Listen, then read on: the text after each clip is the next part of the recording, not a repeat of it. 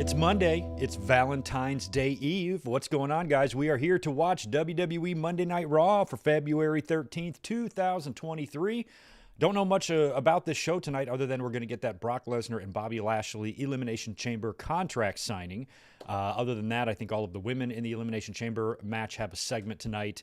And Seth Rollins might be on Miz TV, probably going to talk a lot about Logan Paul, which Miz has history with Logan Paul, so that makes sense. And I forget what else is advertised for the show tonight, but we got 3 hours of wrestling ahead of us and don't really know what to expect. I am here tonight because we didn't do a live watch-along classic WrestleMania watch-along last night because it was Super Bowl Sunday, and this coming Wednesday, I will not be here to watch Dynamite. So I decided to come up here tonight, watch Raw with you guys, and hang out since it's going to be a weird week since it's Elimination Chamber. So the schedule is as follows tonight. Raw watch-along, we will be here on Thursday at 6 p.m. Eastern, 3 Pacific to predict the Elimination Chamber. And then Saturday, I'm still on the fence of what I'm going to do. We might do a reaction and a review, or just a review. I'm not sure yet. So we'll talk about that soon as the bad guy in, I guess, Happy Gilmore is wrapping things up here on Law & Order.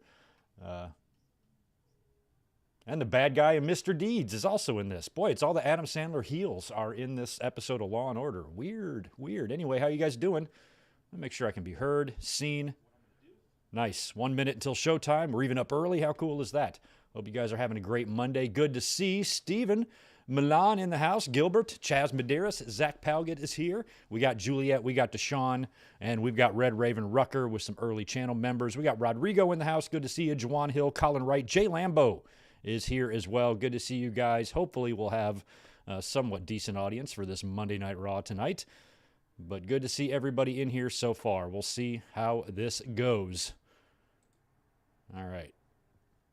Trying to think of what else I saw on the Raw preview for tonight. I know there are a lot of extras. I did see a Fightful Select post about some of the creative plans. I did see there's a crap ton of extras ordered tonight for the show, so there's going to be some sort of brawl pull-apart thing in the Lashley Brock contract signing, or just a ton of security there. And there is some sort of Valentine's Day stuff scheduled as well, and we will have to see. And Law and Order should be over by now, so let's wrap it up, guys. It's 5 o'clock. Time for Raw. I'm not plugged directly into cable. I use a streaming app, so I think I'm probably usually like a minute or so behind you guys whenever we're watching these shows. But all right, there's the volume. There we go. All right, let's get to it. Monday Night Raw. Nice, Chris. 4 weeks. You're going to be in Providence for Monday Night Raw. Front row seats near the ring side, near the side of the ring next to the steps. That's great. Hell yeah. Ringside. We'll look for you. Boy, Rhode Island, man. That's WWE's old backyard, man. So that's going to be, will that be where WrestleMania, or no, I guess WrestleMania was in Hartford, right? But you're not far from there. All right. Forever, together, or whatever. That's what it should be called. What's up, Victor Colon? Good to see you. Good to see Zane G in the house as well. Smitty in the house. Trish is here. Okay.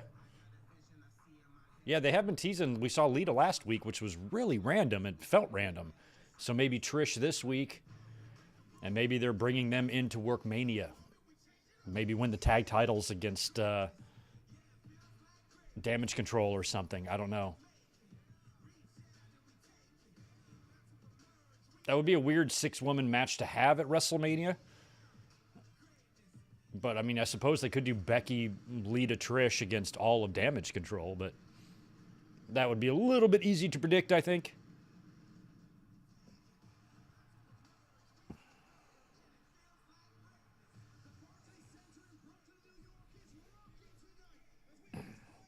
Brooklyn. Oh, they're in Brooklyn tonight. I had no idea. Well, at least they're in a good market and a good venue. Maybe they'll give us a good show.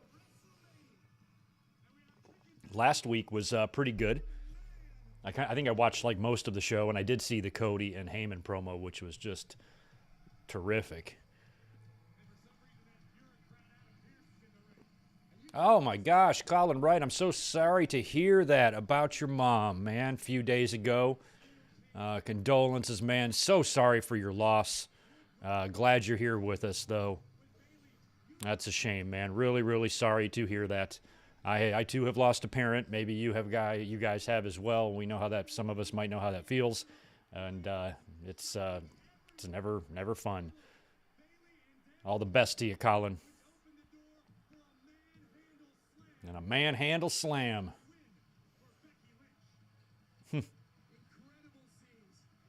Becky and Lita. It just did seem kind of random, right? I mean, unless they're going to do...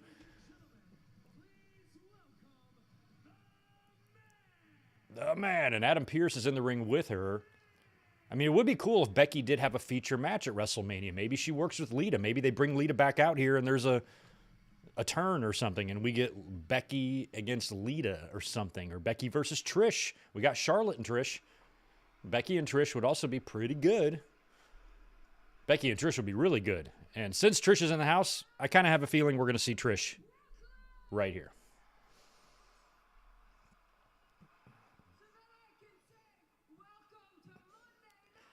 Okay, while Becky screams and breathes heavily while she cuts her promo, let me... Oh, you dressed spiffy. Thanks. Thanks, Becky. Yeah, let's see. Becky might have something important to say here, actually, since Pierce is there. So let's hold off. Good to see you, George Morris. Good to see you, K-Dog's Kennel. I'll hit those super chats in a minute.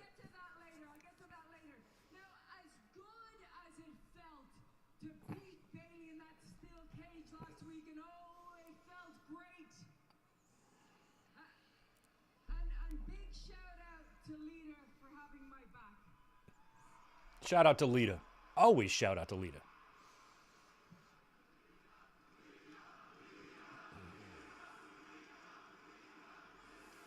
Why does Becky have to be so gorgeous? Drives me nuts. I was a bit of a weirdo last year to her. Back when I was a heel wearing crazy stuff.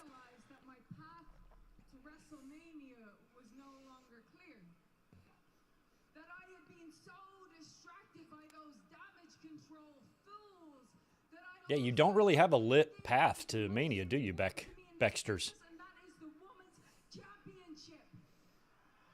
Oh, yeah, Zane G. I'll talk about SummerSlam in a minute. I'll get to all these super chats in 1 second. Keep sending them. We'll get to them during commercials.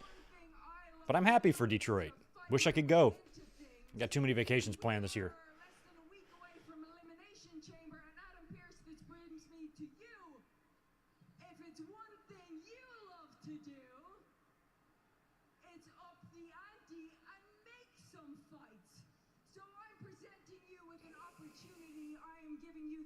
Oh, Becky's going to give the general manager an opportunity.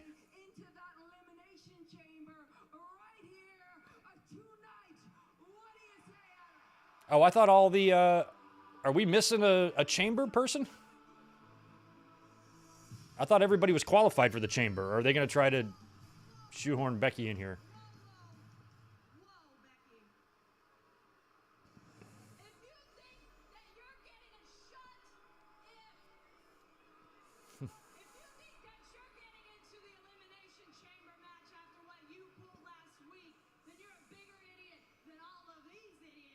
Oh, yeah, huh?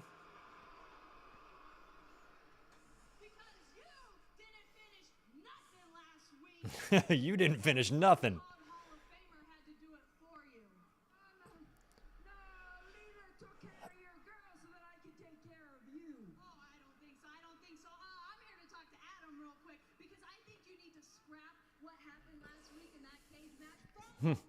You need to scrap that, Scrap Daddy.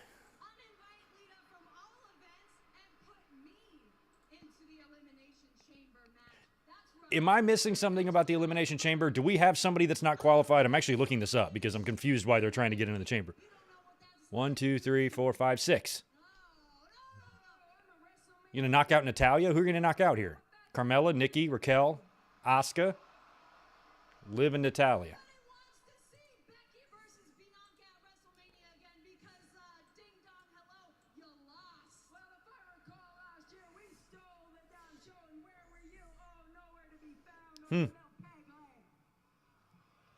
Yeah, and your little peg leg. You know what? Adam successfully defended both Raw and SmackDown Women's Championships at WrestleManias. So what about that, huh? I want to count on one night, They're going to just start touting their... I won them both on one night. Oh, great. Here comes Bianca. Bianca's be like, I don't care which one of y'all. But how does Bayley and Bayley and Becky expect to get into the chamber? You can't add another pod. They better not. They're going to start stacking pods? They're going to stack pods, aren't they? We're going to have eight pods in there. Oh, my God, Bianca. Holy shit.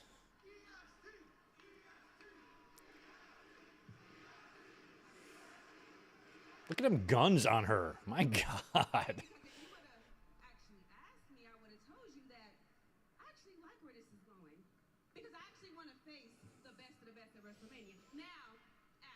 See what Bianca's wearing right there?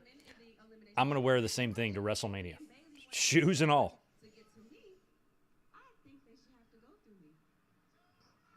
I like the way that you're thinking, and you know what? You've given me an idea. What if tonight you three compete in a triple threat match? Look at Becky. Yeah. I thought Becky and Bianca were friends. Becky or Bayley win, they're added to the chamber, and then that match will start as a triple threat. But oh, no. if Bianca wins, neither one of you get in. Now that sounds like a hell of a main event and fair. What do you guys A hell of a main event. What do you say? It doesn't sound great for Bianca. Ladies and gentlemen, it's official tonight in Brooklyn. Becky Lynch, Bayley, and Bianca. Bianca doesn't seem to care that she could possibly have an extra person.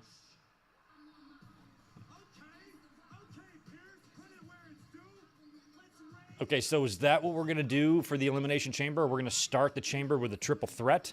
So I guess that's the way they would add someone to the chamber. If they want to add another woman or another man, you would have to start with a triple threat and keep the 4 pods. So luckily we're not hanging pods from the ceiling of this thing. But it's still weird. They're going to stick the Baxter in there possibly. Although they might stick Bayley in there since Becky won last week. I feel like if Bianca's not going to win, it might be Bayley. I don't know how that's going to work. I still am skeptical about this contract signing for Elimination Chamber for Bobby Lashley and Brock Lesnar because I still think this is a WrestleMania match, and that means you're either going to do 2 of them, one here and then run it back at WrestleMania, or something's going to happen. The contract signing tonight is just going to implode, and it's not going to happen, and next week on Raw, they're going to say, okay, WrestleMania, we'll finally settle it, biggest stage of them all.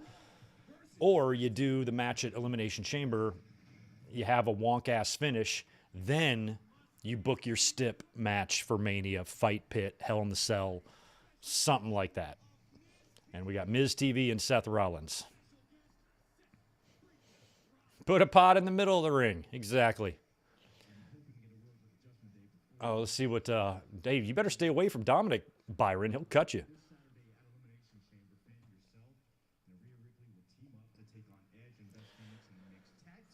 As I predicted in the podcast,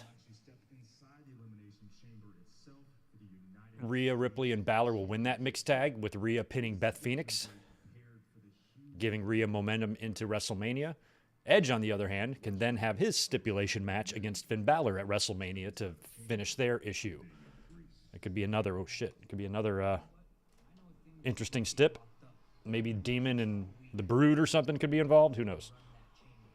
As I almost ripped my webcam right off the top of the monitor.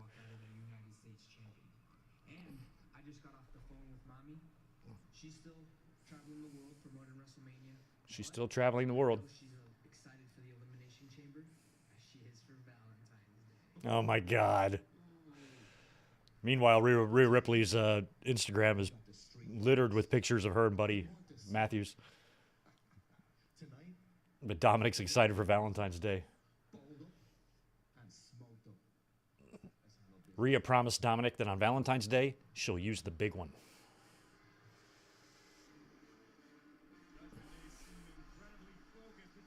Have we had a freaking commercial yet? I feel like we're going to get a commercial break while the prophets of the streets come to the ring. All right. Let's hit George Morris, a super chat from earlier. What's up, dude? Appreciate the 5. How are you doing, Greg? And how is Tito? Do you think these are the worst commentators ever? And what do you think of Kevin Patrick and Wade Barrett? I like Wade Barrett. I don't dislike Kevin Patrick, but I don't understand why you would fire Jimmy Smith in favor of him. You know, Kevin Patrick's fine, but he doesn't add much to Raw. I'm willing to give him and Graves some time, but he doesn't do much for me. Barrett I like much more, but I don't know what the future of Kevin Patrick is in WWE, how long he's going to last. I don't really know. Tito is always good. Where the hell is he? He's completely asleep on the couch. Out like a light. But yeah, thanks for being here again, George. I feel like we're going to get a commercial break before any sort of thing happens here. I feel like this would be a good time for a commercial. No.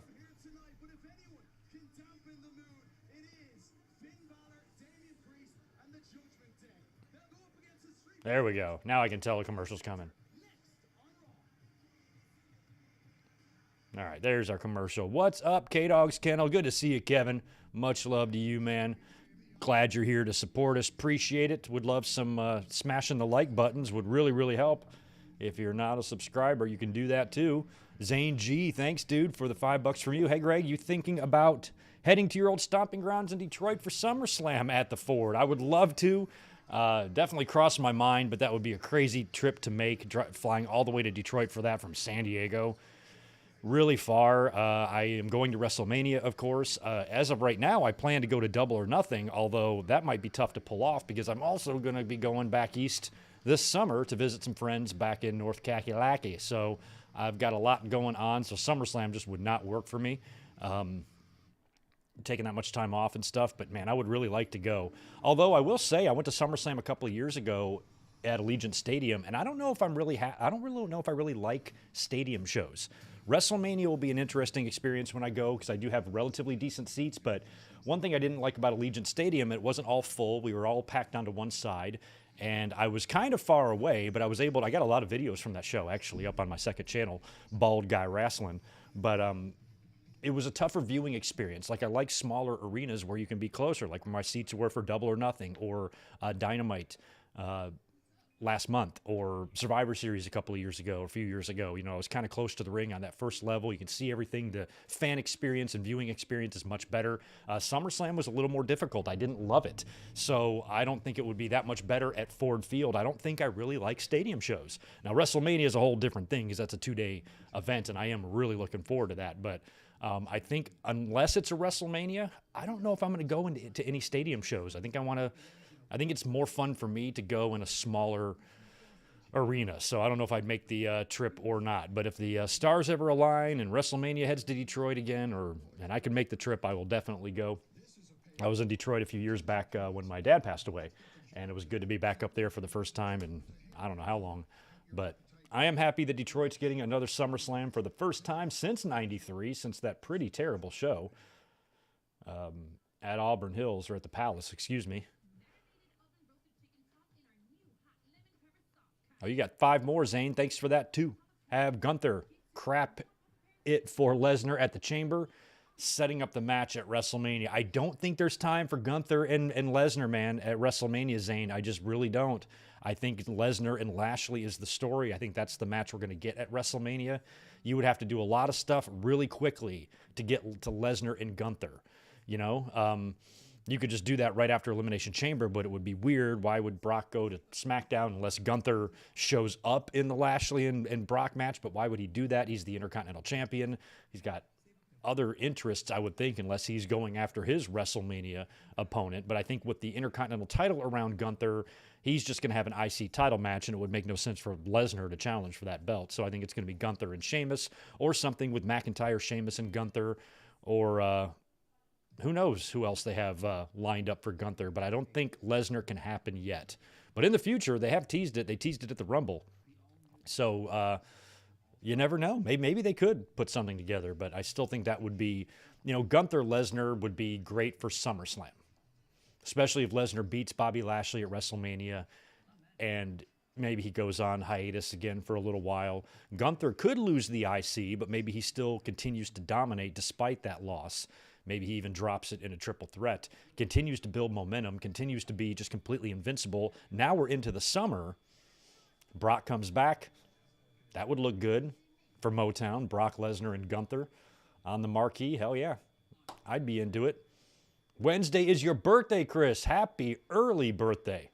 Not sure how old you're going to be. Hopefully you're not an old bat like me. Solo versus Gunther. Roman wants all the titles with the bloodline. I wouldn't be surprised if, if they did that match, Solo might be the only one with titles if Roman and the Usos lose theirs. But Solo and Gunther, again, Solo's got to do something. I just don't know if things would line up for him and Gunther or not. It'd be good. It would be a good match, though. No, Colin, I've never been to the Cow Palace, but it is a bucket list. I would love to go. There was some event there recently that I did think about going to, but San Francisco is an awfully far distance from where I'm at in San Diego. Here comes Judgment Day. Sans Mammy.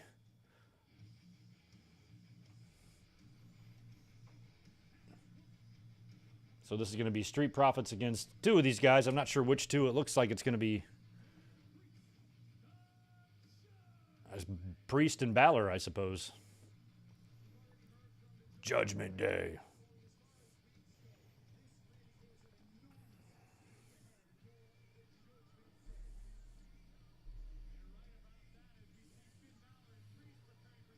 Nate Burgeon, good to see you, man.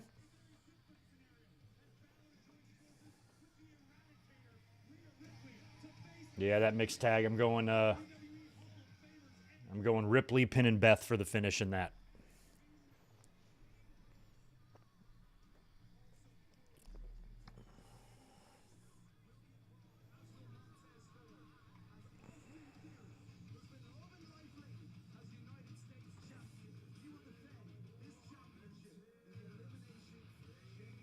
Yeah, I feel like Raw's going to be a lot of filler tonight. I don't know why I decided to go live and watch this. I feel it's going to be a lot of stuff that's really not important, but it's a go-home show, so I thought we might get some stuff. I think next week's Raw could be way more telling because we'll know how the table is looking for WrestleMania officially, and we'll get our word on that Cody and Roman match, which we all assume is happening.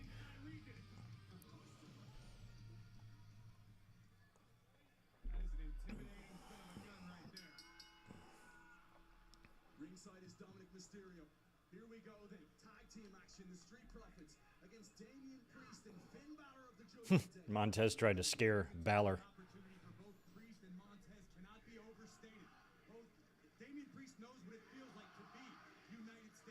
We want mommy, is that what they're chanting? Don't we all?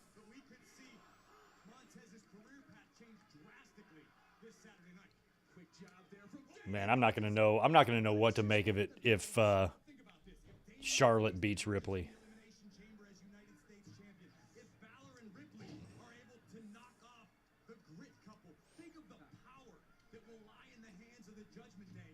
My idea a couple weeks back to have Rhea Ripley squash Charlotte, Brock Lesnar, John Cena, SummerSlam 2014 styles picking up steam. I've seen some people repeating that. I'm like, good. So we're in agreement.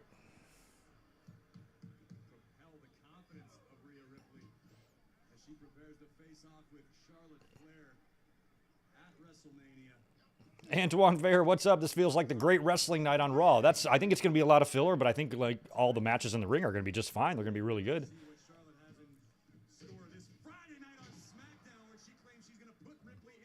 I mean, all this is here is just a match between these two teams, and it's just like, well, oh, man. The new channel is weird. I put up 2 videos, I think yesterday or last night. I uploaded them. I uploaded like 4, but they were all like uploaded within 30 seconds of each other. A 40-second clip of Damian Priest got like 5,000 views, and the video that I uploaded right next to it got 41 views. So the new channel's funny. Go subscribe to Bald Guy Wrestling. I'm almost finished. I'm putting the finishing touches on my editing of the Royal Rumble 1991 match that we watched together a couple of weeks ago on the channel. But I've edited that all together for a really fun reaction video. That'll be up on Bald Guy probably tomorrow-ish, unless once I upload it, it's blocked and I have to make an adjustment to it, but I think it's good to go. Still playing around with that idea, which is why I'm also thinking about reacting to the Elimination Chamber this Saturday. I just got to figure out my whole deal and schedule and what's going on.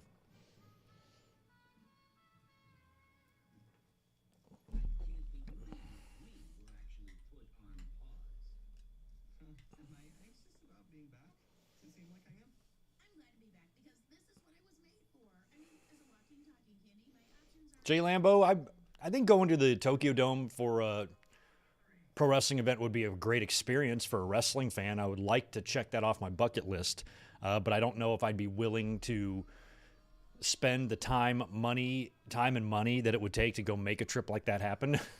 To go there, it wouldn't be. I'd rather just keep the item on the bucket list. There's so many other things I'd like to see, kind of closer to me that are more doable than that. But if the stars ever aligned and I had an opportunity to go, hell yeah, I'd go. But I'd rather have experienced a wrestling show at Madison Square Garden before I, experienced one in the Tokyo Dome. But just to say I've been there would be really cool. Last month I was at the LA Forum for the first time, and that building's loaded with history. Never been there before. And all the NBA championships won in that building and stuff, like really crazy. It was cool to be there, surreal.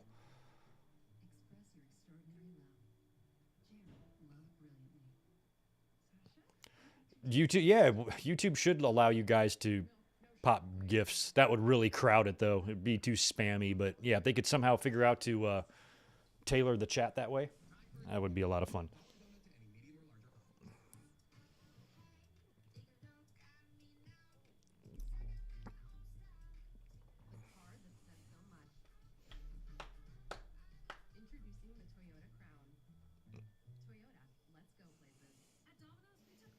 Does Japan have a Disney Channel? Or Disney Channel, Disneyland?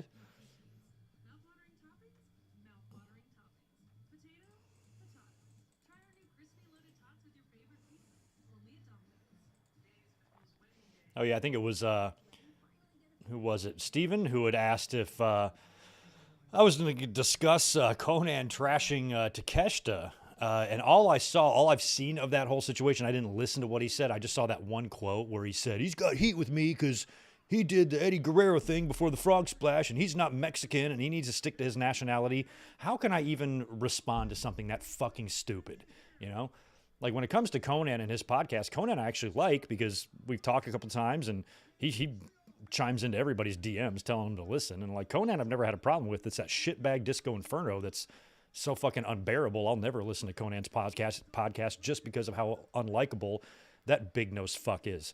But now Conan, you got him saying horrible stuff like that, which is so ignorant, it almost makes your balls hurt. Cannot believe that he would even think to say that. Like, what the stick to your nationality? Like, are you kidding me? What kind of shit is that? I do the Eddie Guerrero shimmy every night at work, and I'm white as hell. And I do it every night to the delight of my coworkers. They get a kick out of it. Many of them are Mexican. Nobody's offended. Are you kidding me? So stupid.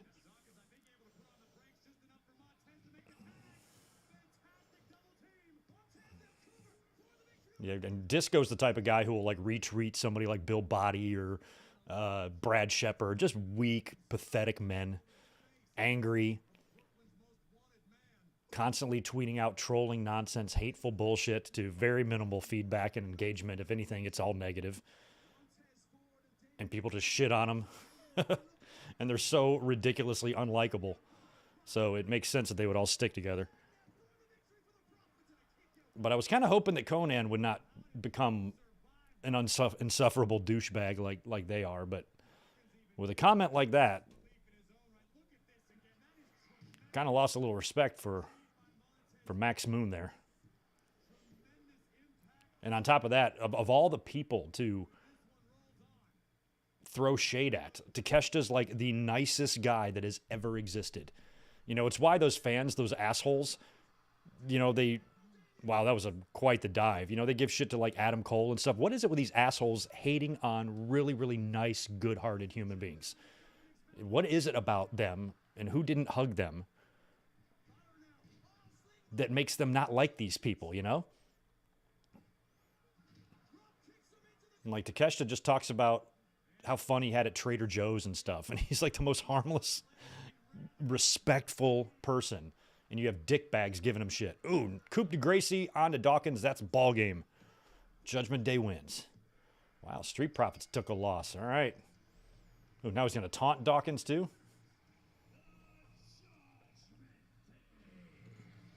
Despite the Street Profits' best efforts to spoil the Judgment Day's momentum as we barrel toward the Elimination Chamber this Saturday night, Balor able to turn the tides, deliver the coup de grace, and continue the... Oh, I was like, Montez is standing there. I was like, what is he waiting for? Is he going to attack Dawkins? But no, he got attacked.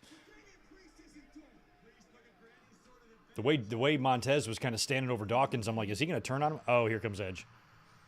Edge is in the building. Brooklyn is very happy. Oh, Beth is there too.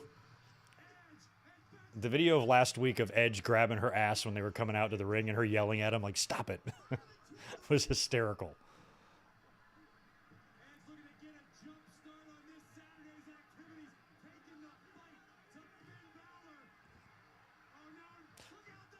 Oh, Dom got taken out by Beth. Beth has got her hands on Dominic. Ooh, how hard are you now, boy? Oh, there. Mommy is there. There's Rhea Ripley. She was there. Oh, riptide to Beth.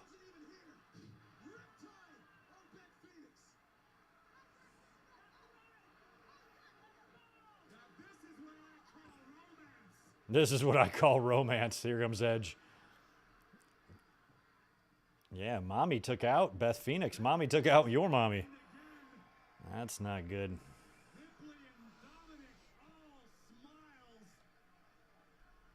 So glad Mammy's back.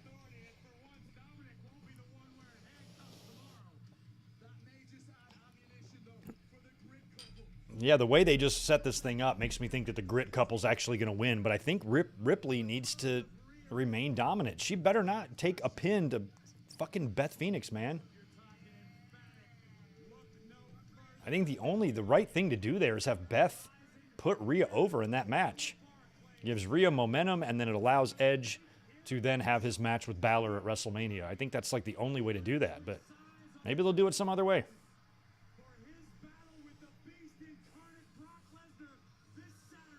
That contract signing is up next, they say. That's an odd time for the contract signing to be. Makes me think something's up.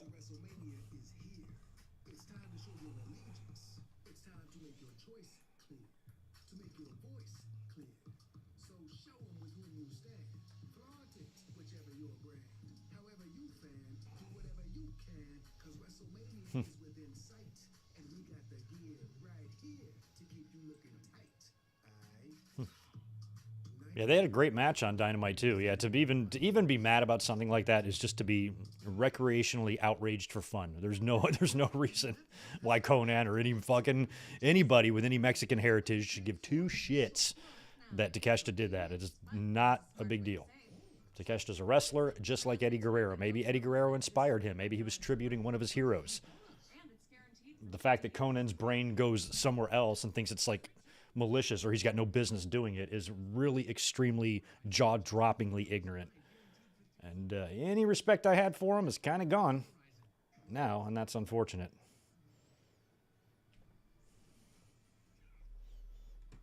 You know, sometimes maybe you shouldn't speak on this. Just a thought. Transferring heat. Finn should not take the pin. Then what do you do at WrestleMania? You know, I feel like there needs to be no pin between either of those guys so they can have their Mania match. Finn will take the pin. He's not going to take the pin at Elimination Chamber and then take it at Mania too, is he? Or is he going to take the pin and then he's going to beat Edge at WrestleMania? So I guess transferring heat, I'm okay with Finn taking the pin if he beats Edge at WrestleMania. Otherwise, I would just have Ripley pin Beth. Ripley's got the momentum. Edge and Balor have their Mania match, maybe a stip, and probably Edge wins. But maybe Edge, since he's in his last few months, remember, maybe this is his farewell tour and he's going to be doing jobs. So maybe I shouldn't be so quick. You might be right about that. Finn might take the pin here, but then win the bigger match at WrestleMania. That's actually possible as well. But last year, at the end of the summer when they were in Toronto, Edge cut that promo in front of his hometown fans, and he said that in a perfect world, 1 year from now, in the summer, WWE usually heads back here, and I would maybe like to have a send-off in front of my hometown, and that would be his final retirement. But, man, when you look at him, he just still looks to be in incredible shape. You don't want to see him go, but he would be able to go out on his own in a setting that he chooses, which is definitely the complete opposite of what he got to do last time, because he was kind of forced into it. So him going out on his own terms would be really special. So if that's still the plan, in the working plan in Edge's mind is that by the summer he's probably going to wrap it up, because that's what he said last year, then yeah, he should be putting people over on his way out. Drop a big WrestleMania match to Balor, and maybe put someone over at SummerSlam, and then come out the next night on Raw in Toronto. And actually, have they announced? I mean, SummerSlam is in Detroit. SummerSlam is in Detroit. Toronto is not far from Detroit. You could do Monday Night Raw in Toronto the next day, which is not a very far flight, maybe an hour flight from Detroit to get over to Toronto. Although they might just keep it, they could keep the night after SummerSlam at Little Caesars Arena in Detroit, right next to Ford Field, so it's all still there. That sounds more likely. Probably they might keep it in Detroit, but if they moved it, Raw could go to Toronto, or Raw would be in Toronto some other week in the summer, maybe the week after, 2 weeks after, something like that. After SummerSlam, they're in Toronto, and that can be Edge's deal up. And there's Mahomes getting his championship belt. It's too stiff. You got to break it in. See, that's why we're never going to get the Winged Eagle, because WWE can't have their stupid, ugly logo in our face. Look at his little kid.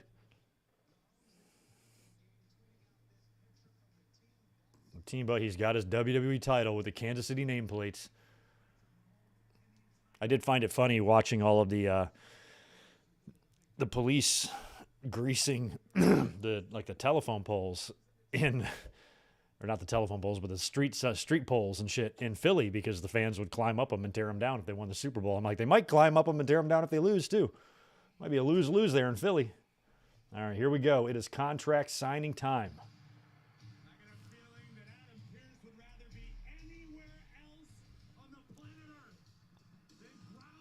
Rodrigo, no, I do not. Here comes the Beast. Got Johnny Cash shirt. I'm still just very skeptical that this match is even happening in Elimination Chamber, and if it is, I just feel like that means we're going to get 2 matches, and the blow-off will be Mania, but I feel like we've already had encounters between these guys.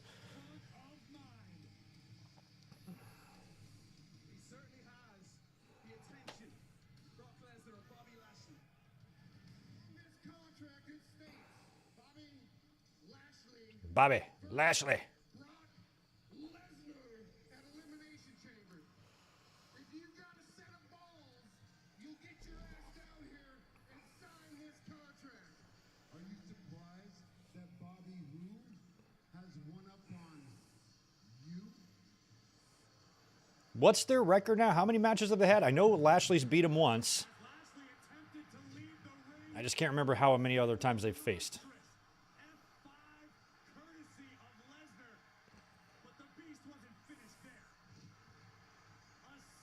And it feels like every time Lashley and Brock have had some sort of a confrontation, Brock's always kicked his ass. Nope. Throwing chairs.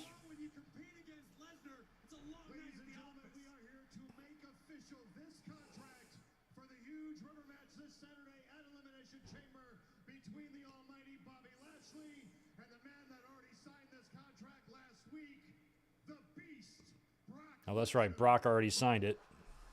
But one signature does not make a contract official. 1-1. That's what I thought. Would you cut and get to the point? I've already signed the damn contract. All I need is Bobby to sign the contract. Bobby. Get your ass out here and sign this contract. I'm sure these guys have a great professional relationship, but man, I mean, I wouldn't mind seeing this in a shoot, to be honest. The almighty Bobby Lashley. Brock Lesnar may be the only one. It does blow my mind that both of these guys are kind of like in their late 40s. Here comes all these extras we heard about.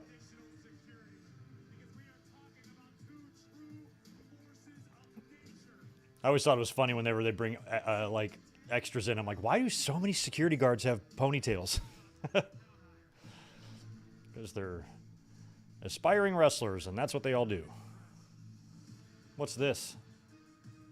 Oh, we're going to get another chair. How many of these chairs do they have? Do they buy new ones every week and put those together from Office Depot, or do they have just a... They keep trying to recycle these. I'm curious who the chairperson is, because I'm sitting in the same one they're using. And they're not super expensive. They're like under $200, but are they really going to buy these things every week? Just to throw them around?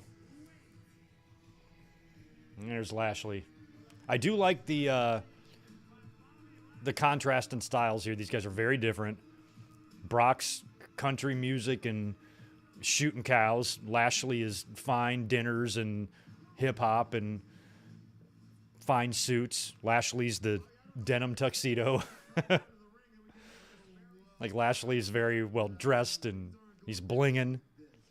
Bobby looks like he's out there shucking corn. Or Brock does. This is not Brock wants this, Brock wants that, Brock gets this, Brock gets that. The Crown Jewel, that's right. So it's Rumble and Crown Jewel. That's what I was trying to remember. Thanks for that, Kevin. Roll out the fancy carpet for Brock to have a contract signing. You know, Madam, I'm sick of this. Yeah, Adam. The way that I look at it, whenever me and Brock, whenever we face to face, I left you pinned, unconscious, or I eliminated you from the Royal Rumble. Yeah, Crown Jewel, didn't Lashley kind of dominate him a bit? We're going to do things on my terms. All right, well, what's his terms? Is Lashley going to pitch something? Ass up here and sign this contract. So we're doing this on my terms. So I told you I was going to look at your contract. I had my agents look at your contract. I had my managers look at your contract. I had my representative look at your contract. Hell, I even had my kids look at your contract. And come and sign it. Hey, you know what, Adam? I really don't know if I'm going to. Yeah, good for you.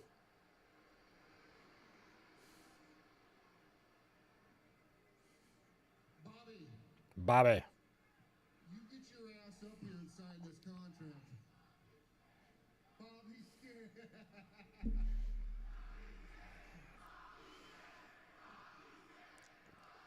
Ratnik Brock is a vegan. A lot of people don't know that. He's gluten-free and vegan. He had a shot of wheatgrass before he came to the ring Sign this contract. for health. Come down there and beat your ass.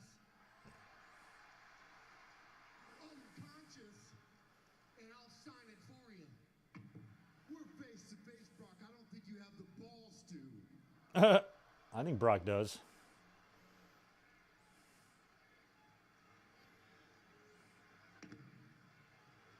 Lashley's got all that security with him.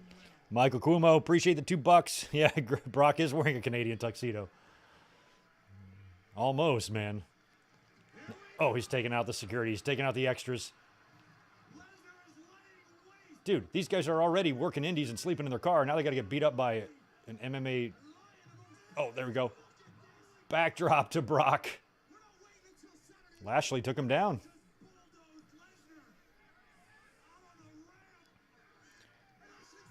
Yeah. I don't know if we're going to get this thing signed or not, man.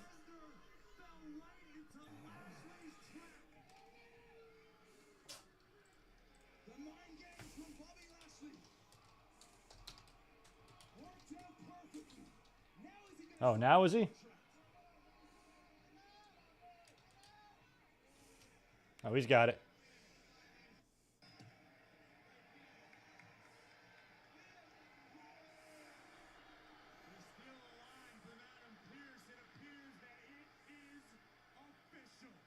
So if they're 1-1,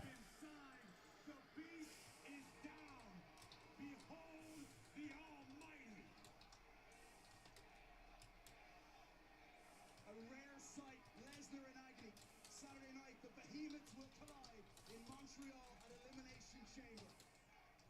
But don't go anywhere, folks. Up next on Monday Night Raw, Piper Niven was left furious after a fatal four-way loss last week.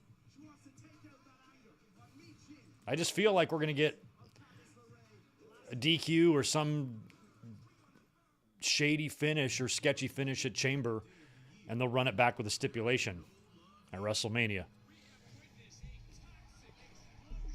Lightweight security. That's true, Colin. Thanks, Rodrigo. You like me. You like Solid Monster, Denise, Wrestle Talk, and Dax. I talked about Dax a little bit on Saturday. Boy's been chatting it up on his podcast. Lots of stuff to say.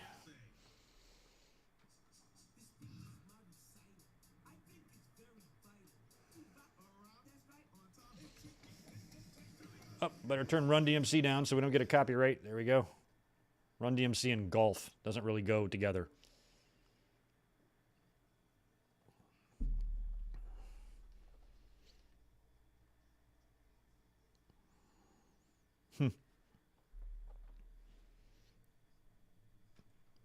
Yeah, I actually did not I did not hate that segment, and I'm glad that Lashley finally got one over on Brock because it felt like Brock was kicking his ass every time. I'm like, that's bullshit, man. Lashley needs to win a couple of these exchanges too, so I'm glad that Lashley took him down, signed the contract, threw it on Brock. I still feel like that can't be the issue resolved at Elimination Chamber with these two guys. There wouldn't be enough time to put both of these guys in brand new matches for WrestleMania, you know? So whatever they do at the Chamber has got to be booked in a way to where they're going to run this whole thing back one final time at Mania and put a final end to this issue between them. And like I said, hopefully like a Hell in the Cell would be a lot of fun.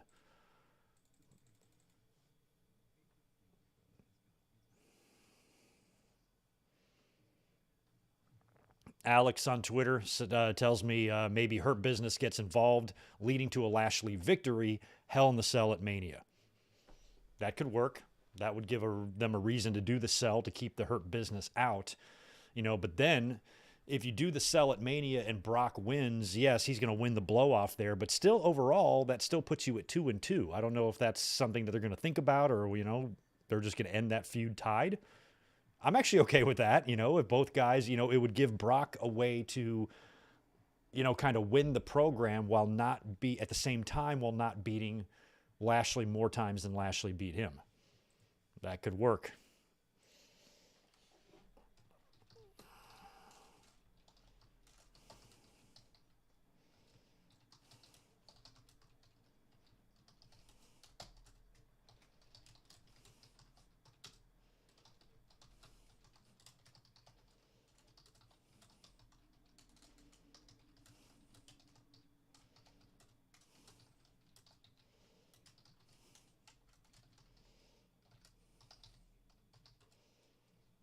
I kind of like that, actually.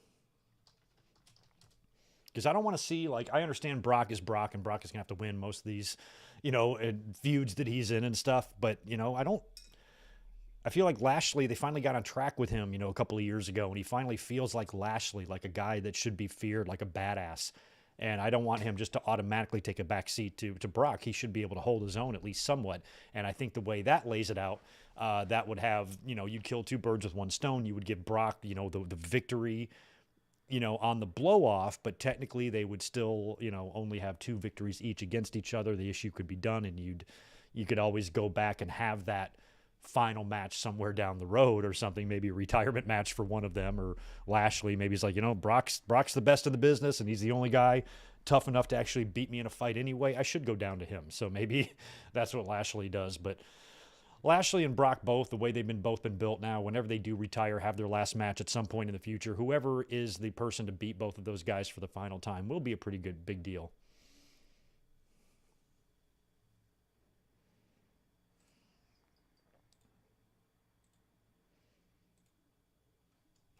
Here comes Piper Niven.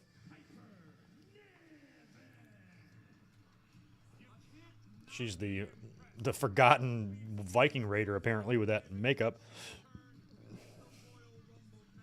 Very, very happy about Piper Niven being Piper Niven and not being Dewdrop. I loved when she came out in the Rumble and and the next person out was Tamina and they had a face-to-face. I'm like, Piper and Snuka, so cool. Loved that. And here comes Michin. Mia Yim. What was that video? There's a video float. Must have been some MMA show or something. Some MMA show in a sold-out arena, wherever they are, and there's some dipshit going absolutely nuts in the front row. But behind him, you see Keith Lee cheering. So Keith Lee attended some MMA show not long ago.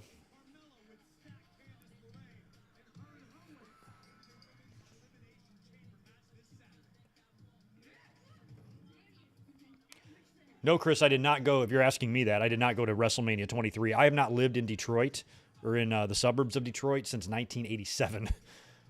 So I moved away just 6 months after WrestleMania 3. 7 months, maybe something like that.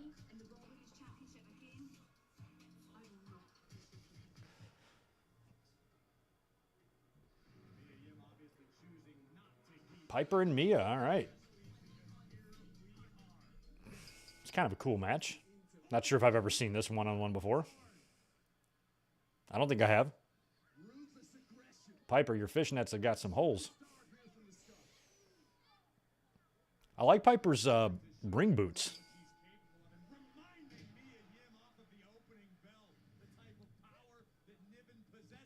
Barry, will the WWE replace the ring mat with an LED screen? I would not want to take a bump. Oh! Michin could not. Oh, but she bridged right out of Piper's pin there. Damn. I just think, Barry, if they did that, imagine how much it would glitch. Like when someone, like on a superplex or something, it would just start glitching out and getting all pixely and might look pretty cool actually. But I don't think it would. I don't think it would work. I don't think you could bump on it and not break it. But I also feel like if we can send rovers to Mars, then I think we should be able to figure out a way to make a surface that you could bump on that wouldn't damage the LED. We have the technology. It's around here somewhere. Just got to go call a scientist or something. Nice DDT, kind of, by Mia Yim.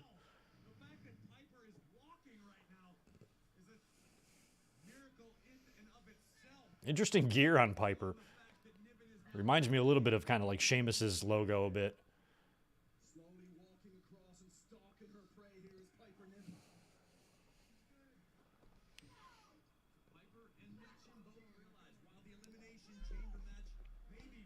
Where is Keith Lee? I know. Apparently he's attending MMA shows.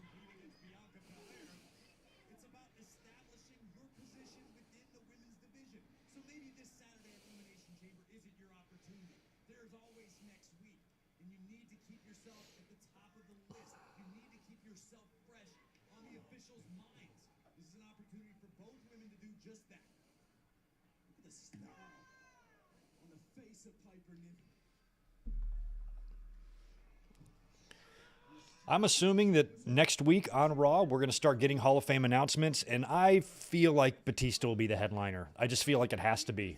He was supposed to be a couple of years ago, and then I think WWE wanted him to do the Thunderdome one. He's like, fuck that. And now he's in LA. He's got a movie out right now as Piper gets the win on Mia Yim. I mean, we're in Los Angeles. He's a movie star now. He's got a movie out right now. He's boys with Triple H. For them to He couldn't go in last year because of Taker, so everything's just set up for him to be the headliner here. I don't think it's going to be The Rock because a Rock presence at WrestleMania will just have fans wanting him to show up or something, and then if he doesn't, everybody's going to be pissed. I think it's got to be Batista as the headliner. And then it's just the underclass that, we need to talk about and think about. So hopefully Triple H can get some names through that maybe Vince was kind of being an obstacle for. And if there's anybody that he wants in, maybe he can push him through now. Maybe people have been put in front of Vince. It's like, oh, forget it. Like, where the hell is Rick Martel? What did that company ever have against Rick Martel? He did nothing but great things for them. There's a lot of guys like that, Bam Bam Bigelow and a few others who are just like, why the hell are they not in? Where's Cyndi Lauper, Andy Kaufman in the celebrity wing? Or did Cindy go in? She might have already gone in.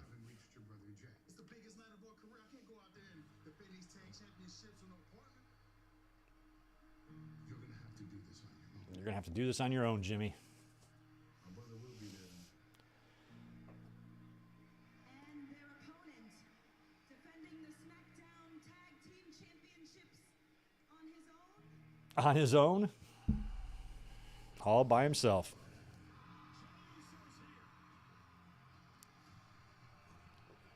Jay finally shows up. At least Jay's like hugging his brother for now. It's going to be such good stuff on Saturday. I can't wait to see how that all goes down. We might have to do a watch along. His chamber might be super good.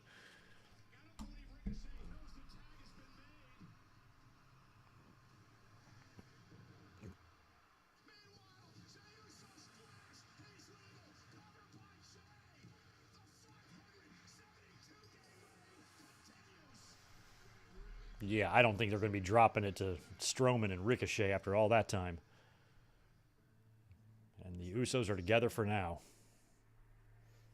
You in or you out? I don't know yet. Oh no. Look at Heyman. I didn't catch that. I didn't catch Heyman. Yeah. Was that your brother? Nah. Just left. I know Roman pretty well, and you know him even better. And I just can't imagine him letting you forget what you did at the Royal Rumble. Good stuff. Don't know how I'm gonna do it, but I'm telling you, it's going down. You don't have They had Paul Heyman, I guess on SmackDown, tell Jimmy Uso that Roman wants the Usos to stay at home and watch from TV because I guess Jimmy can't go to Canada because of all those DUIs he's had. So that should open up the door, provided I don't think Jay has that same restriction. So Jay will be fine to be there. Oh, yeah, here's how Heyman saying that. So we're going to see Jay, and we're going to see Kevin Owens. Stay home and watch the show on television because sometimes you see things on TV that you don't see when you hear live.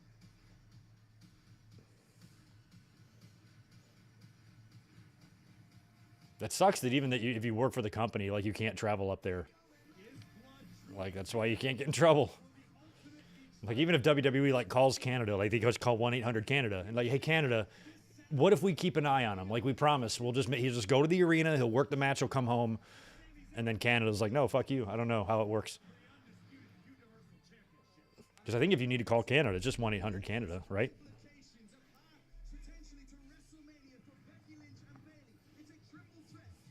All right, so it's a triple threat now. So if Becky or Bianca is basically fighting to keep another woman out of the chamber, but it shouldn't matter to Bianca because who cares how many's in it? She's not in it. It's just a number one contenders match, so they can put 12 women in there for all I would care if I was Bianca. So it feels like it's a match Bianca doesn't need to have, and it's risking injury to your champion for no reason at all. No, it's toll-free number, Michael. 1-800-Canada. Costs nothing. That's how nice Canada is. They wouldn't even charge you. They wouldn't be rude like that. If it was us, we'd charge, $39.99 a minute. But Canada's nicer than us. They got hearts up there. We're a bunch of evil pricks down here in the USA.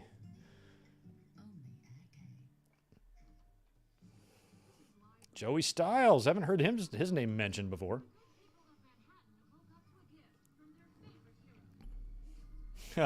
You want me to go in the Hall of Fame? It would be cool to have the plaque, I'm not going to lie. But I don't think they pay very well for it.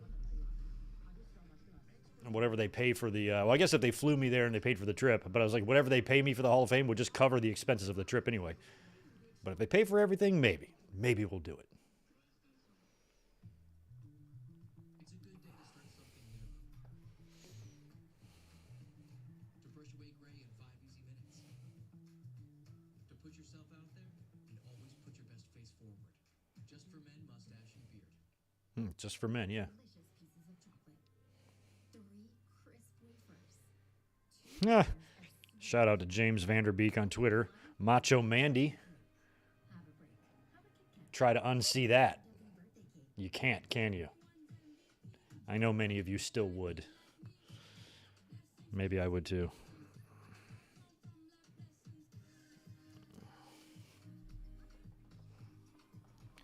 Dale Campbell, Michelle McCool going into the Hall of Fame. Yeah, fine.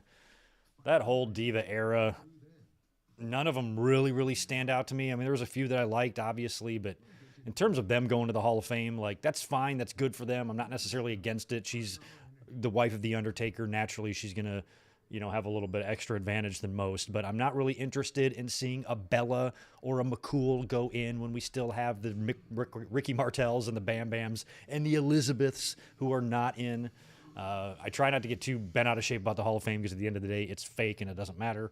But, seeing people like the Bellas or somebody like a Michelle McCool, up there, crying about the, what a career they had and stuff. I'm like, man, yours was nothing compared to the people that need to be in there that I want to see in there. So I don't know, but good for her. She's the first ever Divas champion. I didn't even know that. I didn't even know that she was the Divas champion. I mean, I knew she was the Divas champion. I didn't know she was the first one. Once they transitioned into that butterfly bullshit.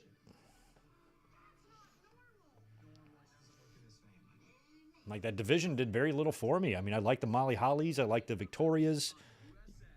Gail Kims. You had Beth Phoenix. You had women in there who could totally go and were totally capable. But I wasn't a big fan of McCool in the ring. I wasn't a fan of Candice in the ring. Like, Candice was another one who got better, but she didn't reach what Trish had. I think she was kind of like trying to fill Trish's shoes, and she definitely improved. Because I think she came in as a model or something or whatever, just like Trish did. And that's why I like Trish so much, because she improved so much. And Candice did improve. She was able to do some, a couple of flashy moves. But overall,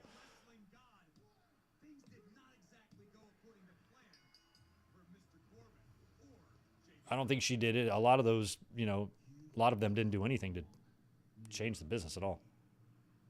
Finally, I forgot that they broke up. I'll do better. Ooh, you can't polish a turd. I tried. And look at see the Hurt Business in the back there. Maybe moment of silence for Kathy Kelly.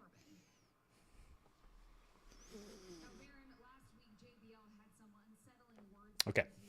Seemingly ended your professional relationship. Any response to his harsh comments? His harsh comments. It's been a really depressing week, and I just... Uh-oh. Hold that thought. I'm getting news that something important. Who's this? Oh, Sammy's in the ring. I love that they that was brilliant. That was brilliant. They cut to an interview with Baron Corbin, and they cut away from him, just kicking him when he's down. That's good. That means they're not completely done with Corbin. They're trying to find something else for him to do. But Sammy's in the ring now. I'm not here to hold up the show. But there's something I need to say, and there's someone I need to say it to. Is he going to call out Cody? I'm not sure I'm going to have the chance. Is he going to call out Cody? Saturday at Elimination Chamber in Montreal. Or Heyman? No, he already talked to Heyman. So, Kevin Owens? Cody Rhodes, Cody. Okay, Cody. I know you're back there, buddy. If you'll please Cody and Sammy. I like this. come out to this ring. This is Triple H acknowledging, hey, we're not just looking past Sammy.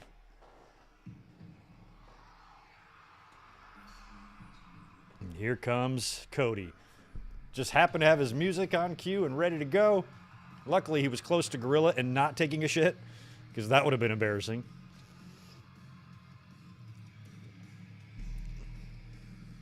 Cody trying to wipe and pull his pants up, get out of the ring quick enough. We're all waiting. This will be good. Cody and Sammy. Finally some excitement. I've been sitting here, my thumb up my ass the first hour. Finally, we got some stuff happening. Actually, that Brock Lashley stuff was good. I shouldn't talk smack.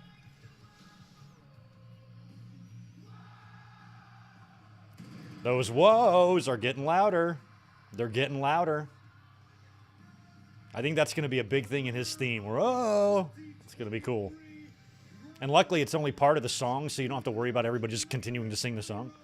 Has already punched his ticket to the showcase of the Immortals, but the question remains. Yeah, Jeff McMahon, I'm with you, man. I hope this leads to bum-ass Corbin. Faux show. Universal Championship.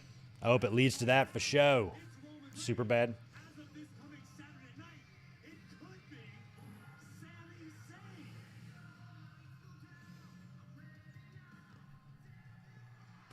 Zayn. Lambo, I don't know if Cody and Sammy, I mean, maybe, I don't think they have, man. They were both in the company at the same time. It would have had to have been 2015. But Sammy got, after he debuted in 2015, got injured, right, against Cena.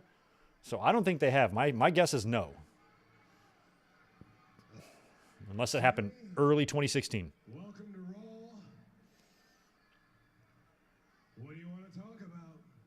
And remember, Sami Zayn, I wouldn't doubt if he's got some Dusty Rhodes Last week on Raw, you had memories to share with Cody. with Paul Heyman, and it set the world on fire. Everyone was talking about it. Because Dusty was in NXT with Sammy, right? But there was one thing that you said that has been replaying in my mind over and over and over, and I can't stop thinking about it. And it is when you said that it is looking more and more every day like it's going to be Cody Rhodes versus Sami Zayn at WrestleMania. I'd be fine with that. Fans seem fine with it. So I came all this way, Cody. I came all this way to look you dead in your eyes. And I want to hear it straight out of your mouth. You tell me face to face, you tell me man to man right now. Was that just lip service? Or do you actually believe that I can beat Roman Reigns? This could be an excellent setup for a future championship match that Cody grants to Sami Zayn after WrestleMania.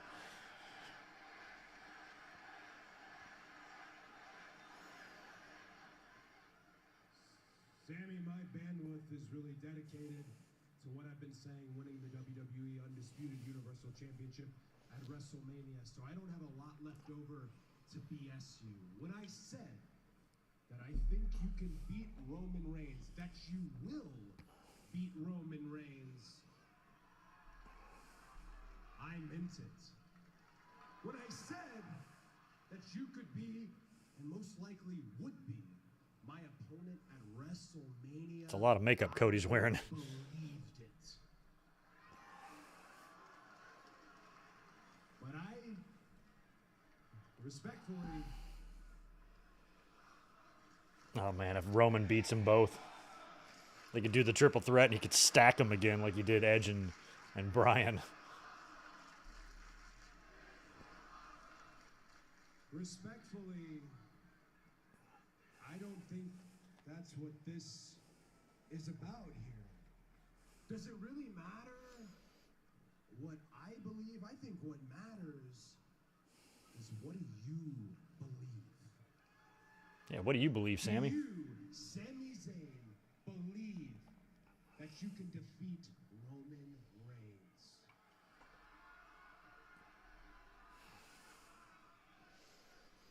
Come on, Sammy, you got to believe, man. You got to believe. Is that what all the underdog teams say whenever they're in the playoffs? We believe. Come on, you can believe all you want. I don't think that changes much.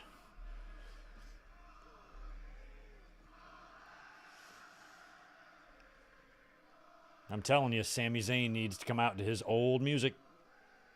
I think that would be awesome for Montreal. It would also be awesome for WrestleMania, especially WrestleMania. I don't know. Okay? I don't know. Because you haven't seen what I've seen, okay? I have been in the trenches with the bloodline. I have stood shoulder to shoulder with Roman Reigns for over 9 months. I have been in the dugout with them, making game plans. I've seen it. I've seen it. I seen it. Always find a way. I seen it. They They always do find a way. And this thing about him being I think in Roman's 2.5 years, there's been twice where I've predicted him to lose the title. is as good as he says he is. He actually And then it started to make me realize I need to stop predicting him to lose the title because I don't think he's going to. played it on before. I predicted McIntyre to beat him, I have seen guys bigger than me, and I think somebody else. guys stronger than me, walk into matches with Roman Reigns full of conviction, fully believing in their hearts that they were going to be the ones to take down Roman Reigns, and every single one of them went down. Every single one.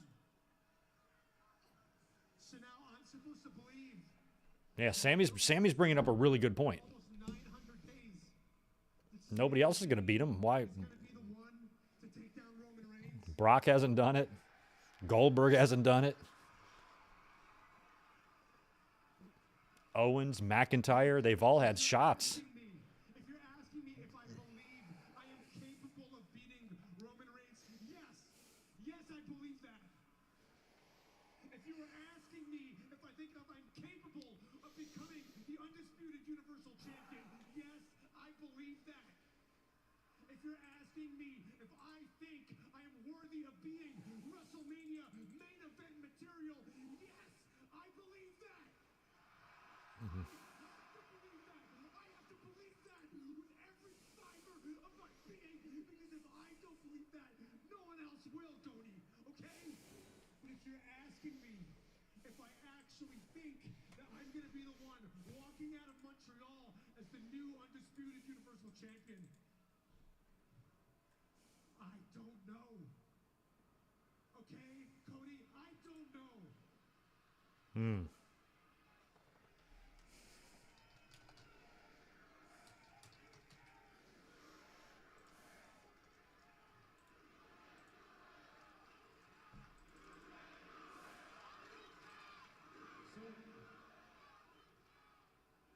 You don't know? That's what you're saying to me? You don't know? It seems like everybody here knows. Cody's trying to talk him up. Cody's smart. He knows Sammy might be an easier opponent. Of Montreal, when they watch you as an upstart wrestler, they're going to be chanting your name. It seems like they know. I haven't been where you've been. I haven't watched Roman Reigns up close, but I have watched him from the sidelines. I've watched him from when he became champion to now, and you're right. Everybody has fallen. But here's the other thing. There's dissension in the bloodline. There is. For the first time ever in his bloodline, and that's because of you. There's cracks in the armor, holes in the scales, and that's because of you. The idea that the greatest champion of our generation could possibly be dethroned, becoming a reality, is because of you. This awesome moment in time that we're all here for is because of you. You want to say that Roman Reigns is God mode? We'll put it on a t-shirt, print it, it looks real good there. But Roman Reigns is a man, Sammy. You crack him open at the Elimination Chamber and you find out for yourself. I won the 2023 Royal Rumble. I punched my ticket. Michael Cole said it on commentary. He said, finish the story, finish the story, finish the story. I intend to finish my story. You need to finish yours.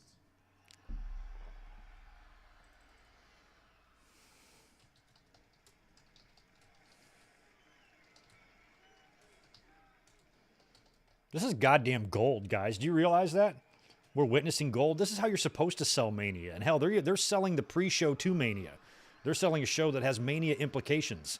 We don't even know if these guys would have anything to do with each other at WrestleMania. Probably not, but they're acknowledging it.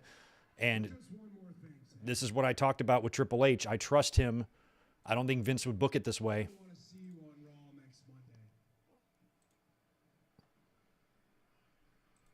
because I'd rather see you at WrestleMania. I'm going to be there. If I get to see Cody and Sammy, I'm cool with that. Didn't Sammy open up this segment by saying, I don't want to hold up the show? That's okay, Sammy. I'm cool with that. Got chills, Reigns. Saturday night can't get here quick enough. Look at the conviction in the eyes. That's how you sell a pay-per-view, man. Cody Rhodes. Sami Zayn has a truly Herculean task. And what Triple H is doing with this booking is that it's taking us, maybe not all of us, but at least me, I'm getting less and less nervous about, oh, is this going to be the right thing? Is it going to sabotage Cody or whatever? Like Triple H, like I said on Saturday on the podcast, I'm pretty sure that he's not a goddamn idiot and he can see this stuff and he's going to book Elimination Chamber in a way that's satisfying to where if Sammy walks out of there without the titles, nobody's upset or taking out their anger on Cody, which is probably what would have happened had Vince stayed in charge. And the promo last week with Heyman was excellent. This promo was, I'd say, dare say, maybe even better. I'm sold on Elimination Chamber because we know something big is going down there and a lot of unanswered questions with Jay and Kevin Owens showing up and all that stuff. Hello, where have you been? And they've positioned and presented Cody in a way to where the fans shouldn't turn on him or take any anger out on him from where we sit from right now. Look at these two. Yeah, personal space, Nikki. Jesus. Team up together in this match. Just want to focus on Saturday and winning the Elimination Chamber. Speaking of which, where is our other team?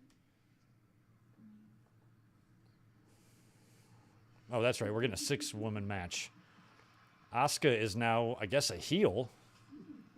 A very scary one. You guys are so weird. Oh. You guys are so, yeah, Nikki Cross and a heel Asuka.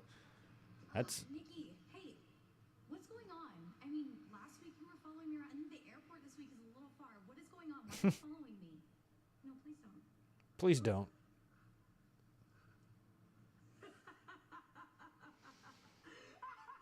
I'm scared of Nikki.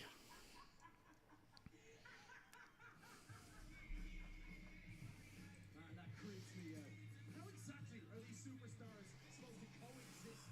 We're going to see 6 women tag coming your way here, folks. It's Raw versus SmackDown tonight. Are you kidding me? During my career, it was the greatest thing that ever happened in wrestling. Sunday, it became cool to be a bad guy. I mean, you always hear about, you know, some of the greats on the mic, you know, how they can talk people into the building. You know, Cody Rhodes and Sami Zayn talk people into 2 buildings. I mean, technically 3 if you think about all 3 of WrestleMania. But, I mean, Cody and Sami aren't facing each other on either show, at least probably not. And yet they sold you on 2 separate pay-per-views. And like I said, I was like, I think Cody is over enough to where maybe the eventual fans turning on Cody is going to happen, but it ain't happening soon. And I feel like if anything, he's building momentum right now. His momentum and popularity is an uptick, not a downswing. It hasn't hit that. It hasn't jumped the shark on that yet. So he's in a good position. And I don't feel like now after the last, 8 days of TV, you know, last Monday, their last 7 days, Cody and Heyman on Monday, and then Sammy and Heyman and Sammy and Jay and Friday and all the stuff they did there. And now Cody and Sammy having one interaction ahead of Sammy's title shot at Elimination Chamber. You know, that's made me feel really comfortable with WWE not dropping the ball creatively and fucking over someone in the process. I think everybody here is really set up to do well. From where it stands, even though this finish is predictable, it's kind of probably the best way to go because it puts everybody in excellent positions going into WrestleMania. If you do have Jey Uso turn and show up at the Chamber, we know Jimmy won't be there because he can't go to Canada and they've written him out. So Jey will show up. If they do the predictable turn, he helps Roman retain the title, realigns with the bloodline. Roman now is safe to go into WrestleMania to face Cody, and now you get Kevin Owens out there as well with Sami Zayn fighting alongside of him, and you get the two of them side by side in Montreal with that crowd on their feet, and the visual of the two of them fighting together should be enough to redirect the fans' focus, I think, onto holy shit, that's going to be great. Them teaming up, the two best friends going into Mania to face these champions that have held the titles for, since the Obama administration. And they're going to go in there now and beat them for it. And I think Triple H has set all of this up nicely, and sometimes predictable isn't bad. Right now, that would be the best way to set everything up in a situation where everybody wins. Sammy isn't slighted, plus him and Owens get to have a great moment together, winning a championship on the biggest stage, dethroning dominant champions that have had a hell of a run. It's not like these tag team titles have been hot potatoed around, And then on the other side of that coin, you got Roman and Cody going into their big WrestleMania match. After WrestleMania, you could have a big storyline centering around Jay with whatever happens, after they lose the tag titles. Maybe he splits from the bloodline, or maybe there's another Roman Jay feud. If Roman drops the belts, maybe he doesn't, but the way everything is set up, it's looking pretty good for WrestleMania right now, and I'm not really nervous. I don't have any uneasiness when it comes to, oh, well, what about this? Or shit, that's going to fuck over Cody or whatever. You don't have any of that because they've been mindful of this. And I think part of the reason why this is so good is because Triple H gets it. And he sees that these are the things that have happened in the past, and he sees the potential, if booked poorly, that the fans can really sabotage your main event if they get too fixated on Sammy. And Triple H and, the writing team there, they, I think, had that in mind as they're booking things. Oh, good, we get another Corbin interview. Moment of silence for Kathy Kelly, number 2. My apologies Okay. about earlier, Baron. Now, as I was saying last This could mark the return of bum ass. What happened last week. And the truth is, I'm better off without JBL. He's dragging me down. Yeah, JBL sucked. I'm glad he's off TV too. In that stupid cowboy. He's a has-been. He's the past. Forget about JBL. It's time to remind people who Baron Corbin About to say, are they going to set up JBL and Baron Corbin at WrestleMania? Let's hope not.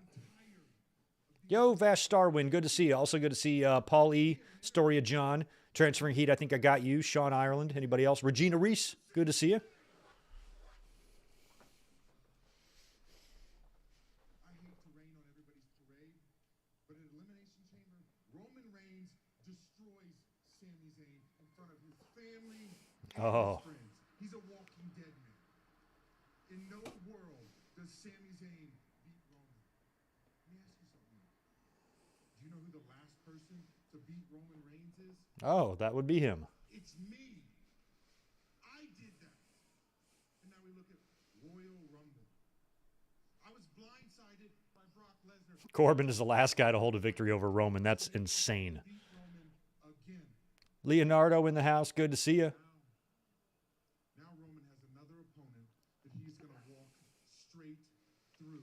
It would be funny if they started having technical difficulties every time they interviewed him. The mic went out. There's a minor Oh no, here we go. Cody. a guy that is handed the number 3 Okay. spot at the Good, we're going to get a Cody match. We're going to get Cody against Baron Corbin. We might get that at Elimination Chamber. I'm not impressed. I don't get what everybody sees in front of me. Matter of fact, Or we could just get it Cody Rhodes is a joke. right now. Cody could say, I think his dad is a joke. oh, Baron Corbin. Up there we go. Boom. I like how Cody's just chilling back there. Comes through the... There's Gorilla, and then there they go. Did you say ring the bell? Let's go. Okay, I was about to say, maybe they're going to book this for Elimination Chamber just to give a Cody match on the pay-per-view. So they're gonna, the burial of Baron Corbin is going to continue here. They're going to have Cody put him down.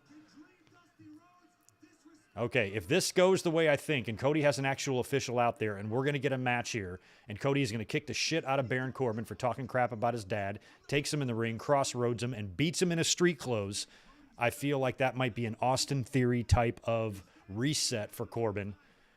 Just like when everybody thought they completely buried Theory, he came back better than ever, and maybe Triple H is going to give Corbin that same reset.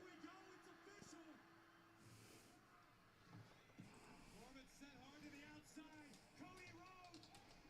Suicide dive.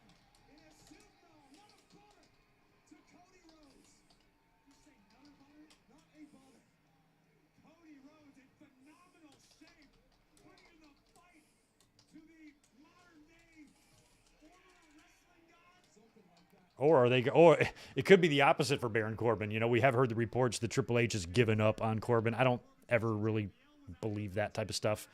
I don't know if he's necessarily given up, but Listen, even under these circumstances, Corbin is still a double tough individual.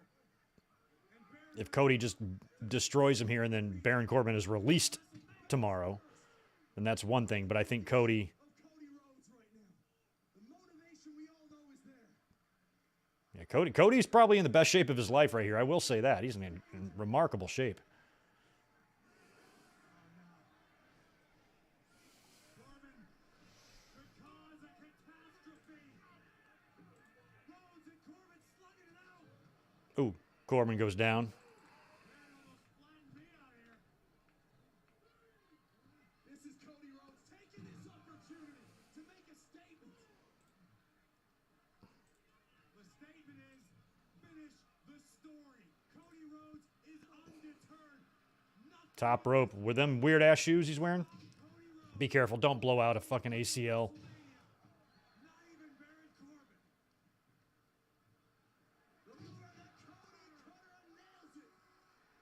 He bounced off that middle rope with one leg. That's kind of impressive. That's where he's headed. The American Nightmare is WrestleMania bound. Here we go. Yeah, Barry, you're right. I mean, I think a lot of this too is just finishing off the story of JBL leaving him, and the downward spiral continues. And he just got his ass whooped in an impromptu fight. So maybe this is his rock bottom. And, you know, when you remember what they did to Theory, like I said, you know, maybe he could, Triple H could say, let's try to do that with him. Who is undeterred. He wasn't scheduled for a match tonight, but here Rhodes at. A chance to shut up Baron Corbin and build his momentum towards the biggest night of his life.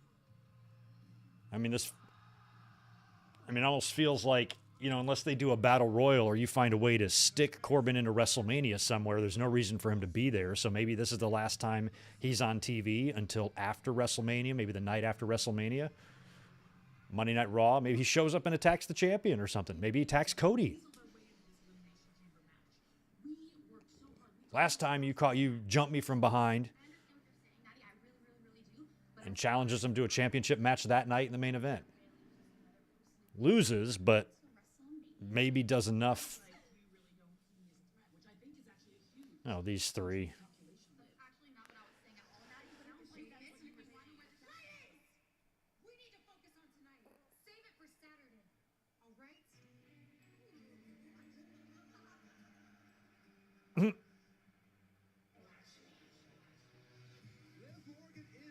I liked her old music, Liv Morgan's. I don't really like this one.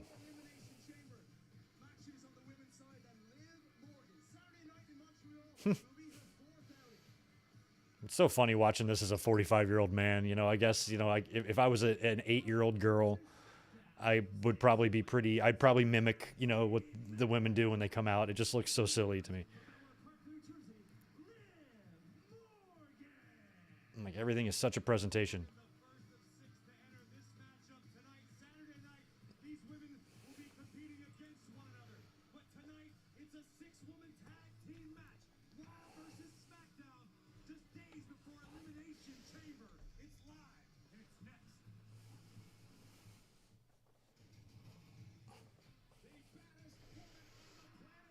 Yeah, Ronda Rousey is back. Do you think she's coming back to put over her friend Shayna before she leaves the company? Kind of feels like they might be setting that up. Natalya and Shotzi against Shayna and Ronda. I'm going to go grab a beer. Hold on.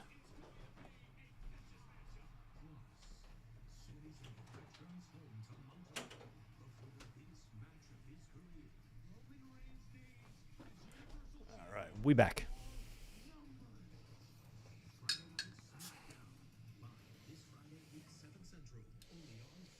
I forgot which one of you in the past. I was exchanging DMs maybe 3 years ago or so when I bought a new computer, because I wanted to get, you know, I wanted a super machine, something that could handle. I don't do any gaming, but something that can handle streaming, you know, without any issues and stuff. And some of you were DMing me and stuff and helping me out with that. I might be requesting some help from you soon because I might be in the market for not only a new desktop, but maybe a laptop too for the road. I may try to pull off a stream when I'm at WrestleMania if possible, but depends on hotels, Wi-Fi, and all that nonsense. But I want to be prepared if I'm ever on the road doing stuff. But I am going to be looking for another desktop. I do like Dell's. I don't necessarily need to have anything built, like I said, because I'm not a gamer. I don't think anything like that's necessary since I'm not gaming. I'm not going to be super overloading it or anything like that. But I do like to stream in high, 1080p or 4K if I can. And I do a lot of video editing, so just something. And I don't mind going 10 times more over with power than what I need. I want to have an excess of it. But I also don't want to get anything too crazy that I don't need. But I'm pretty much maxed out on the RAMs and the megahertzes and all that nonsense on this machine. But I do want to get an upgrade because I have been using this one for about 4 years, and I run these machines into the ground. I do a lot of work on them. I'm on the computer constantly doing the channel and stuff. So I think I'm ready to get a new one. So I might be requesting some help from some of you, Kevin, and maybe a few others who have talked to me in the past. Good to see William in here. Welcome some new channel members. William's in the house. I'm not sure if I got you earlier. Want to say hello to Yachiro. I thought I saw you. Good to see you too. JJ Leg. I'm not sure if I said hello to you yet. Good to see you. Regina, Jay Lambo, I think I got you. Jeff McMahon. Paul E. Kevin is in the house. Right on, man. Good to see you guys. Kind of a low audience for this Raw watch along, but it's been a good show so far. We got Rhea Ripley and Edge and Beth Phoenix stuff. We got a fun segment with Brock Lesnar and Bobby Lashley. We had an absolutely out of this world promo with Sami Zayn and Cody Rhodes, and then Cody just kicked the shit out of Baron Corbin in an impromptu match and beat him. For those scoring at home, I think we also had Judgment Day beating Street Profits. Dewdrop beat Michin, or was that the other way around? Forgot who won that. And what else have we seen? Mario De Rose, thank you very much for the $5. Remember the team Furnace and LaFon? Hell yeah, man. Dan Crofat.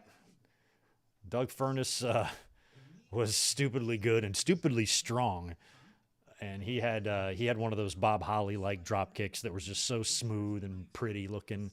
And LaFon could wrestle his ass off. They were kind of a bland-looking team, but could work. They could really, really work. I would love to see them in modern times against an FTR. That would be phenomenal. Maybe even a DIY. That would just be fun. Fun. Thank you for that, Mario. Thanks for being here. Ryan Adams, good to see you too. Shots fired at Michigan State University. My dad graduated from Michigan State. 2 of my cousins graduated from Michigan State. We are a Spartan family. That's not good. Don't like to see that ever.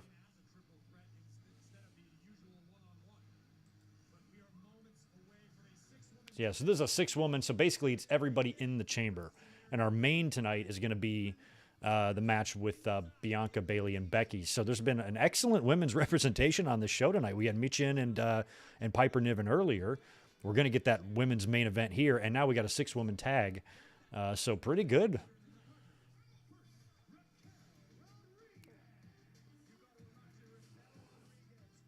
Or maybe it's not all the women in the Elimination Chamber. It's 4 of the 6 of them. Or no, it's all of them, because here's Natalya.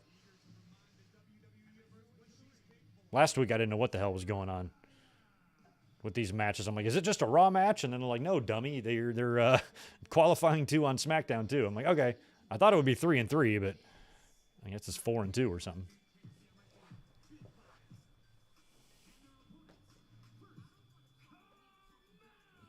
Carmella's beat sounds like an old NWA song. Or no, like Eazy-E or something. It's got that. I'm trying to think which song that is. Some of you might know. Which Eazy-E song does that sound like? It sounds like one of them.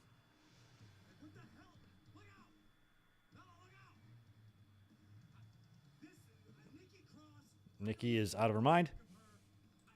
She's like the human incarnation of that movie Skinamarink. I'm still trying to figure it out, and I don't think I like it. Ocean of Chaos. Oh, Lord. Crazy Asuka.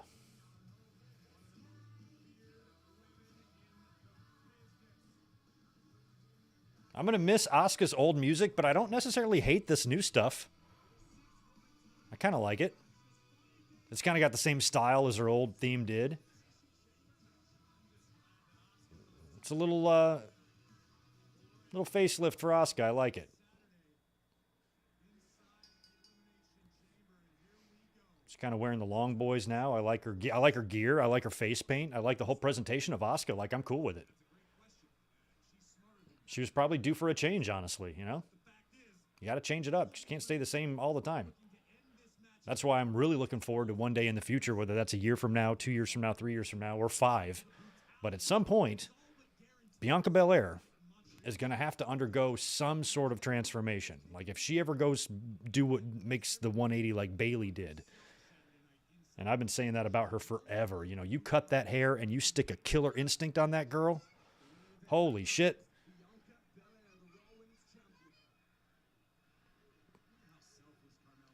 When they want to move away from her being the role model to all the young girls that mimic her and everything, you know, that's, you know, WWE usually will sometimes hang on to things too long, you know, for merchandise purposes or whatever, but it's just going to be so great whenever she goes hardcore.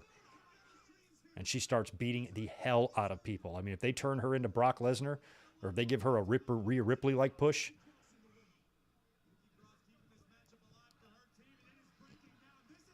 it's going to be interesting to see the careers of Ripley and Belair over the next, 5 years, and how important to women's wrestling history they become in the company, you know, as each year goes by. It should be fun to watch, provided creative does not fall into the hands of a moronic dipshit.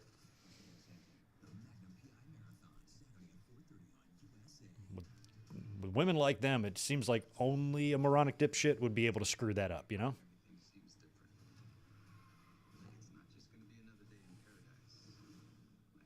What are the teams here? Okay, so it's Morgan, Carmella, and Raquel against Asuka, Natty, and Nikki. Okay. Poor Natty. She's in no women's land there with those two nutballs as her partner.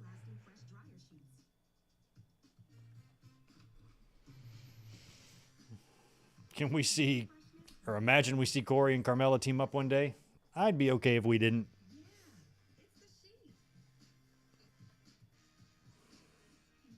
Yes, Boys in the Hood.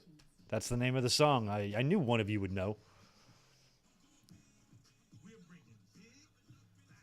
I remember when we were kids, we got our hands on some NWA and Eazy-E cassette tapes. Whatever year they came out. And I had never heard anything like that before in my life. And I had like that yellow Walkman that everybody had in the 80s. And in the summertime, we would, you know, go to the big neighborhood pool. We had a big, like, Olympic-sized pool that was in the neighborhood. And I lived in the same neighborhood of, like, mostly everybody that went to my school. And so summer times were a blast. We just hung out at the pool all day with all your friends. And so we'd get our Walkmans and we would ride our bikes down to the pool, and we would be blasting that in our headphones. And I was just, like, tripping out. I'm like, I couldn't believe all the cursing and everything I was hearing. It was like my little mind was blown hearing that stuff. But man, I just remember like sitting at the pool, you know, with like my headphones on, listening to those tapes in the middle of the hot summer. Fun times. Boys in the Hood. I think we got yelled at by a lifeguard because we were singing the lyrics, and he's like, "What are you guys doing?" He goes, "What are you guys saying?" He thought we were just cursing and being crazy for no reason. We're like, "No, really." Yeah, 1988. Yeah, I think this would have been 88 or 89. That sounds about right. So maybe I found them like a year after they came out. It feels like this would have been more like 89-ish for me. But and before the NWA, I had heard Slick Rick, and I thought those songs were crazy. That was nothing. Like Slick Rick was like Beavis and Butthead, and then NWA would be like South Park. You know, coming like, oh, if you thought Beavis and Butthead was something, you ain't seen nothing yet. Wait till you see what Parker and Stone do. And it was so over the top.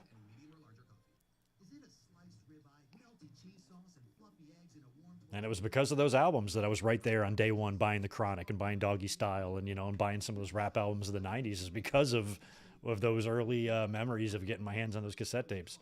I became a big fan. All right, there's Natty. He's got in a submission. Just, I guess, a leg squeeze. I don't know what you call that.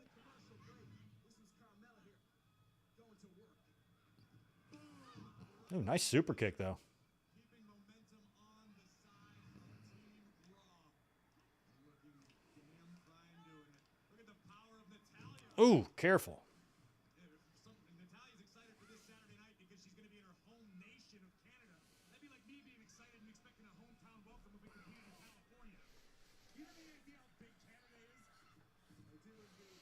Fighting my Liv Morgan is Nikki Cross, the maniacal one gets Oh, wow. NWA and John Cena were the reasons that inspired you to rap? That's awesome, Jay Lambo. That's really cool.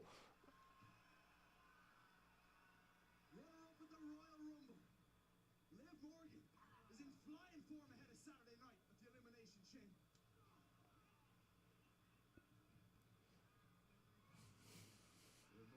I remember in the 90s when that Montel Jordan song came out. To the chest of Nikki Cross. I was like, that's Slick Rick. Sounds like Slick Rick. Oh, there's Asuka kicking away at Liv. Oh, nice backhand. Two of them.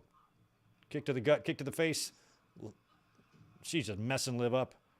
Blitzkrieg of strikes by the Empress of Tomorrow. Cover leg now. Asuka for the victory. Natalya in the way.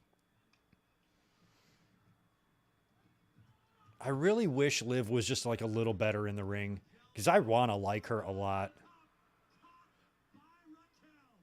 The powerful Raquel Rodriguez. Look at Raquel. Nikki on the back.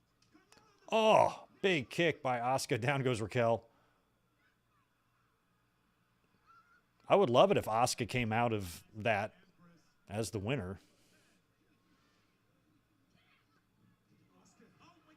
Asuka just kicked her own partner. Ooh, She doesn't care if it's I mean, if it feels like it should be her. partners, Kevin. She doesn't care. Bianca needs a heel. Oof. I don't know how it could be anybody else other than Asuka at this point winning the chamber.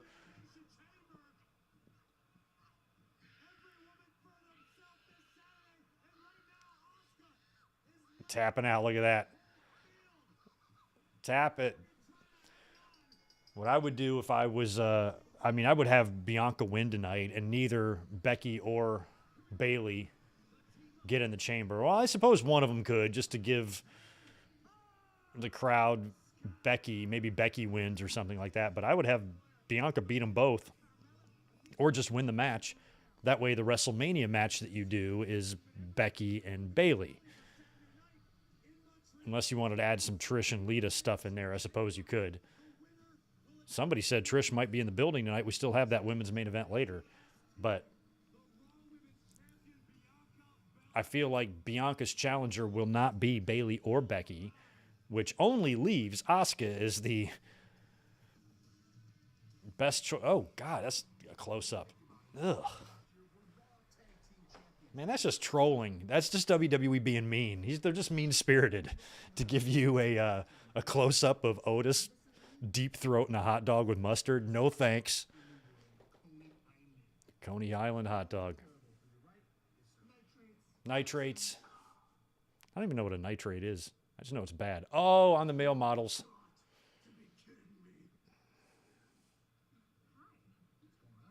Are you okay, Mansoor? Director of talent for the Maximum Male Models.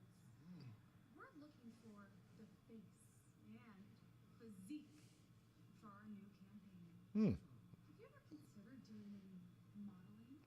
They definitely need to do. They definitely need to do Otis in the Maximum Male Models. I consider myself more of a role model.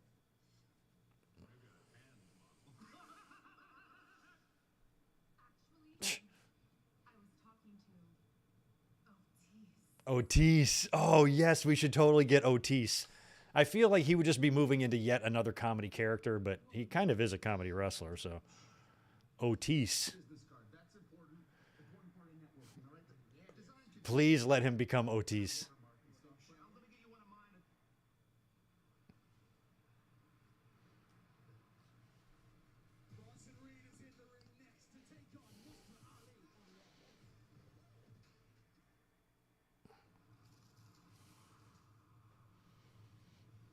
What's up, Chit Kuhan? Good to see you. Been following us for 5 years now. That's awesome. Doing well, man. Hope you are too. Thanks for chiming in on the live stream. Just hanging out watching Raw tonight. Kicking back. We weren't here last night doing our Mania watch-along, which we had a great turnout for our WrestleMania 4 watch-along, so we'll be back in a couple of weeks to resume those on Sundays. So I figured we'd come up here and just watch Raw. And so far, it's been a good decision because we saw some pretty good stuff in the first half of the show.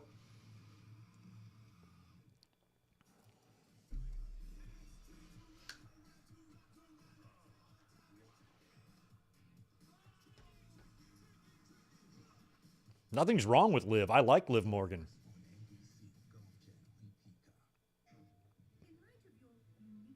I would just like her more if she was better. Like in-ring wise. She's not bad. Not saying she's shit, drizzling shits or anything. I was like, but if some of her stuff got a little better, that would be nice. As a fan, I'm well within my rights to have that opinion. It's not even a bad one.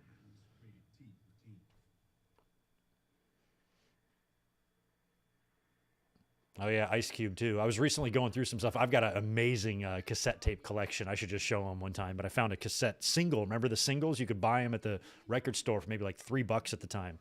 And would usually have like one song, maybe two, and then maybe another song on the other side. And I found Let Me Ride and Good Day by Ice Cube. I had cassette singles of both. I'm like, so cool. Years ago, I guess it would have been maybe 2019, I realized, because I have about maybe over 100 cassette tapes of just albums, rock bands, rap albums, all sorts of just and pop, mainstream, Billboard stuff from the 80s and the 70s and the 90s. I bought a big eBay lot one time, just tons of shit. And there's some good albums in there and multiples. I have like 3 Nirvana Neverminds and multiple Pearl Jam 10s. Like there's just tons of cassette tapes in there, and they're full cassette artwork, the whole deal. And there's some fun stuff in there. When does this start? Give me the date. I think I already know. I think it's the 19th. Oh. Check your local listings. Ah, fuck. Those A&E things have not started, right? I think it's next Sunday. I think it's after Hell in the Cell. Shop the Valentine's Day sale and save on everything. Only at K. Yeah, Barry, I'm just giving her some sisterly love. We did nothing but fight over the holidays. I pooped in her luggage and gave her a wet willy and kicked her out the front door. So that's kind of why I'm giving Liv a little bit of a hard time right now. She always says mom and dad love me more, and they do, but she shouldn't worry about it, you know, because she's wrestling and she's making good money, and so we all laugh at her behind her back. It's no big deal, you know. She's doing great. She's doing a good job, you know. Of course they love me more. Look at me. But she shouldn't be upset about that. So she just kept bitching about it. So that's when I decided to give her the ultimate rib, the sable rib. And I'll be like, see you next Thanksgiving.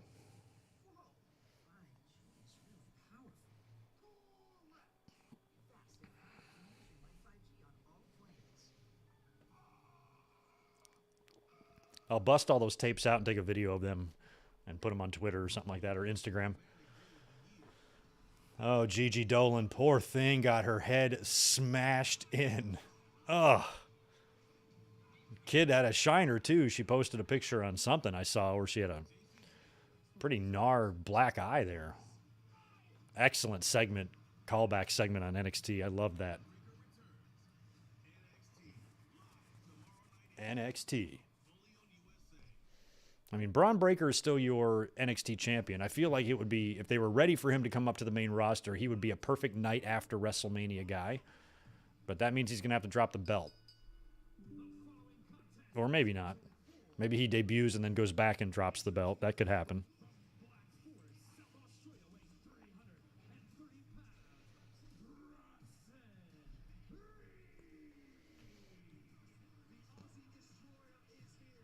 I forgot who Reed is facing. Might be Gargano. He might be facing Johnny.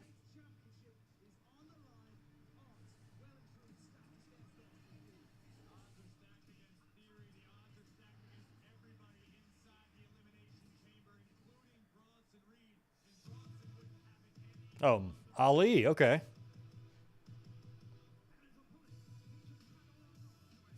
Ali always coming out with a ton of energy. Always looks great. Feel like he's going to lose.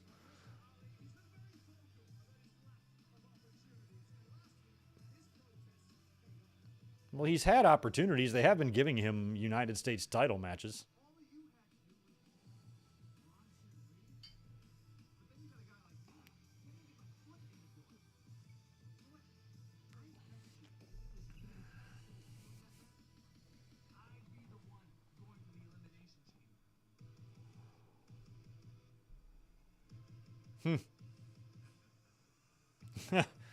I don't think I saw that segment last week. That's how Bronson dresses?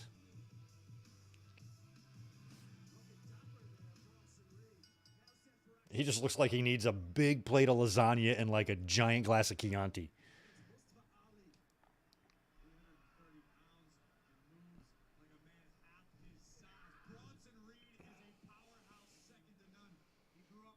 Trial and error. Appreciate the $5, man. Good to see you.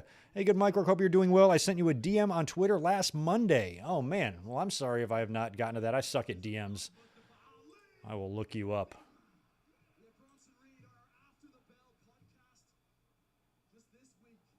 Oh, thank you. I see it here. Trial and error. Thank you for that. I'm happy to tell you that I worked it out. Like, it just started working. I don't even know what I did really, but I just kind of changed how I loaded it, if that makes any sense. I started copying the address first and then going into the software, and then it picks it up itself and takes it and downloads it instead of me using the software window to get in there. That's where I was running into the problems. So I have been 100% success rate ever since doing that. Every one that I've downloaded has worked, and I've got a bunch of them now in the queue that I've got ready just to be edited. And I'm almost done with one of them already. So I have figured out that problem, and a few of you reached out to me with help on that. I appreciate it. Luckily, I was able to work it out as Bronson Reed beats the hell out of Ali here.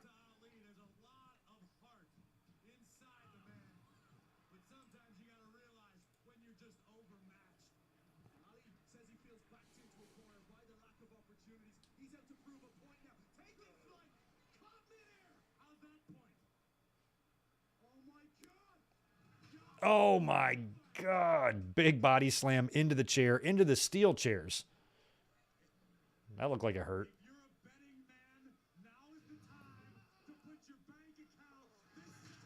Oh.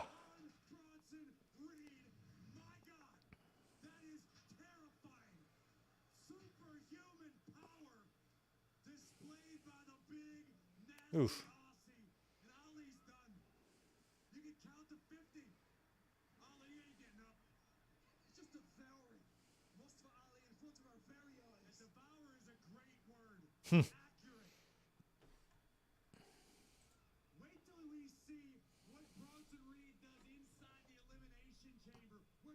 Please, please don't hurt me. Well, was Ali going to get the big splash up? He came out of that counter. I still don't think he's going to win, but at least he's getting some offense in here.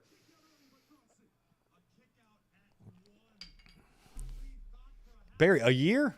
Holy crap. Ooh. Yeah, I suck. A lot of times I read something when I'm at work or if I'm just doing something or in the middle of something, and then I kind of forget that I read it or forget to respond. Oh, big splash. That's what I was hoping for. He's a beast. He'll be tough to put down in the chamber, you know? I mean, he's not on anybody's radar, I don't think, to win the chamber, but you get eliminated by being pinned, correct?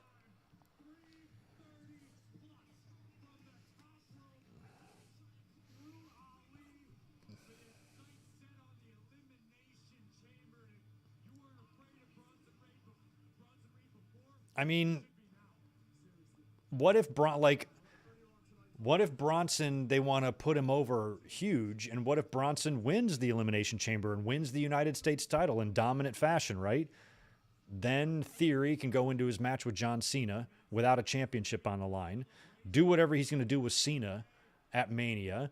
Reed can defend maybe successfully the U.S. title at WrestleMania, and then a couple of weeks after WrestleMania, you give Theory his rematch, and he faces Bronson Reed for the championship, and he beats him for it, and he wins back the U.S. title.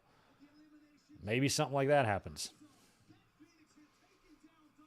Or maybe they just get the belt off of Theory altogether, and they give him the Money in the Bank again. Let's hope not, since Money in the Bank is in London.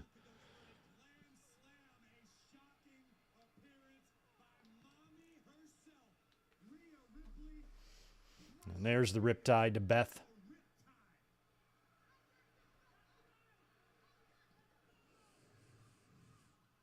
Please welcome my guests at this time. 3 Kathy Kellys. Look at Beth. Now, earlier tonight, you two were ambushed by the Judgment Day. Do you have any comments to what occurred? Yeah, I do, Kathy. I'm tired of this. For a year now, week after week, back and forth with the Judgment Day, and quite frankly, I'm sick of them. They pulled one over on us tonight. A little trick from the rated R playbook, but it's not going to matter. An Elimination Chamber, we show them exactly what's about to happen. It's not going to be pretty. We're going to remind the Judgment Day of exactly why we're called the Grit Couple. Beth still looks like she could be full-time, doesn't she? Just looks great. Yeah, earlier I kind of predicted that I think it has to be Rhea Ripley pinning Beth Phoenix in that, just to give her some more momentum, putting down her legend on the way to Mania to hopefully beat Charlotte. And then since that will leave the Balor and Edge issue unresolved, you can do the big blow-off with the stipulation at WrestleMania between those two. But you could have Balor taking the pin, I suppose, and then you run the match back between them at WrestleMania, and Balor wins. Since Edge might be on his retirement year here, maybe putting people over at WrestleMania would be better than beating them at this point. And maybe that's what they're going to do. I could see it going both ways.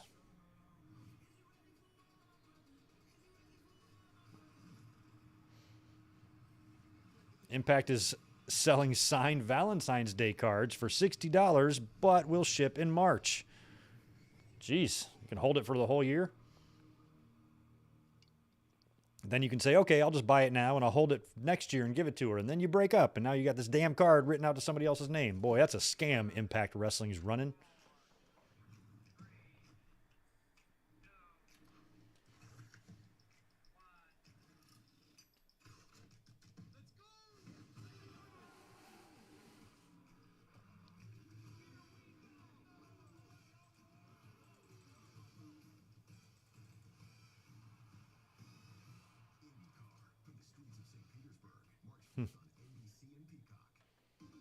Trying to read some of the reactions to this. Clothes that just don't smell clean? What if your clothes could stay fresh for weeks? Now they can. Downy Unstoppables in-wash scent boosters keep your laundry smelling fresh way longer than detergent alone. I really hope they do the Unstoppables into your Otis with the male models. Enjoy fresher smelling laundry. If you want laundry to smell fresh for weeks, make sure you have Downy Unstoppables in-wash scent boosters. I don't use Downy Unstoppables. I use Flings, whatever brand Flings is. I currently have about 8 canisters of Flings pods sitting on top of the dryer. All full. I will never run out of Flings.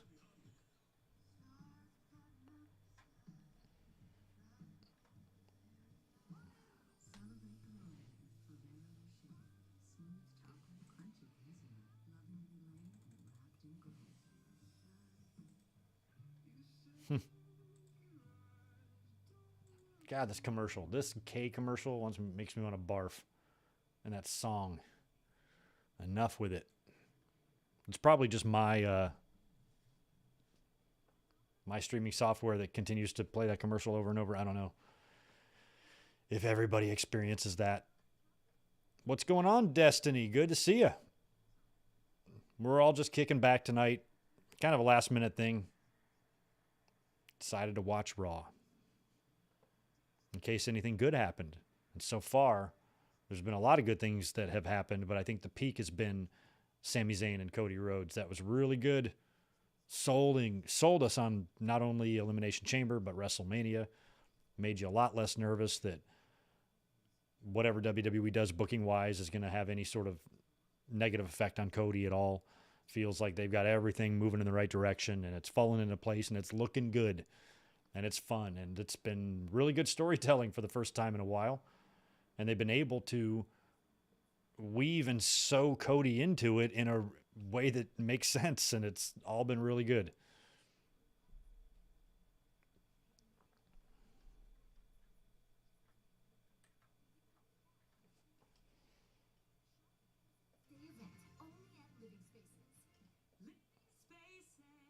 Living Spaces. Okay, good. All right. Nope.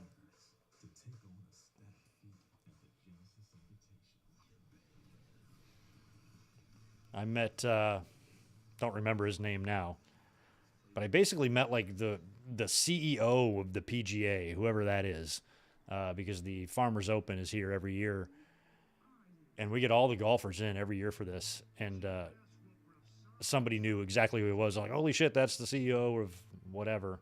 Some bigwig in the PGA. But a lot of times those executives are in all the time, and I don't even know it because you don't recognize them. Apparently, they're going to redo the, I think right next week, we're going to start getting those Hollywood-themed WrestleMania promos.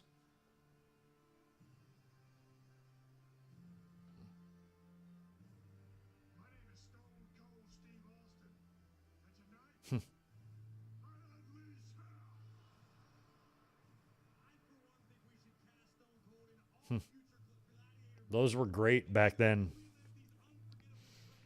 That was when, Austin was on Piper's Pit at that WrestleMania? He wasn't even wrestling at that time. Oh, my God. The Miz looks ridiculous. I forgot about this segment. That's right. We're going to get Seth Rollins on Miz TV, and they are going to talk about Logan Paul, I'm sure. Elimination Chamber probably as well, but...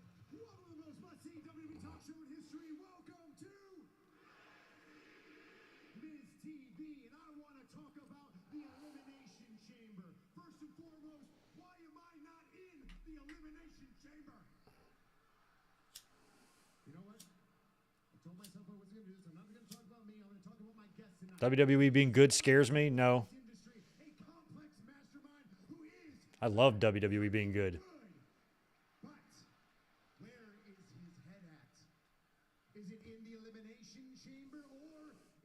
What scares me is what the wrong turns they could have taken that they haven't with Cody and Sami and all this stuff. It's all been done to perfection. That's good. It's not scary. The problem with you transferring heat is you're desperate to think that I'm complaining, and I'm not. So I think the wrestling population is just so ingrained in negativity. That's just what your brain is hearing. That's not what you're hearing. So get the pizza rolls out of your hairy-ass ear and fucking pay attention. Look at those boots on Seth.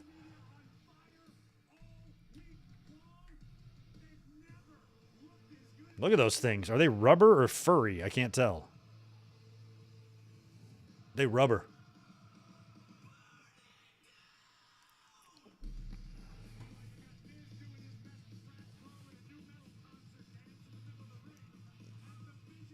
Jesus.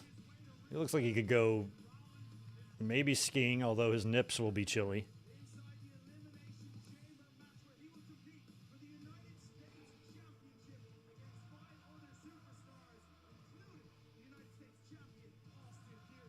Look at those things. Oof.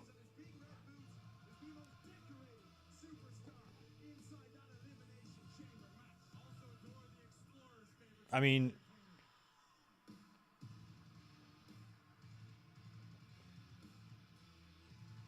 Miz has no business. If he's going to say anything about Seth Rollins' outfit, I'm like, Miz, why don't you look at yourself and some of the shit you've worn out on TV?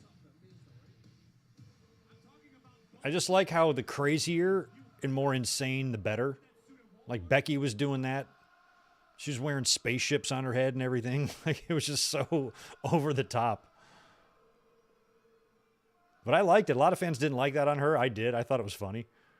She had 3-foot-long sunglasses on and stuff. That's funny.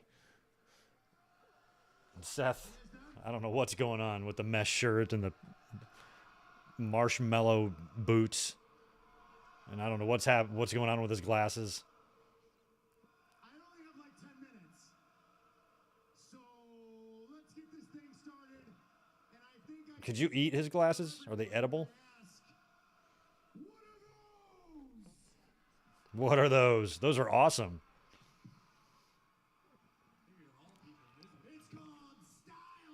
It's called style, man.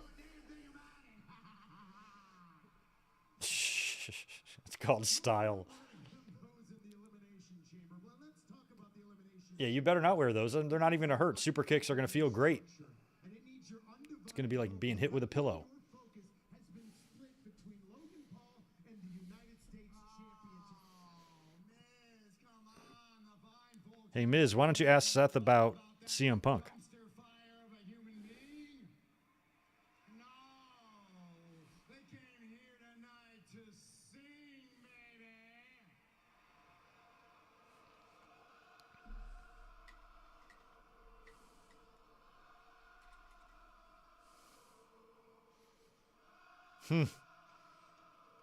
This Brooklyn crowd's having fun. I told you.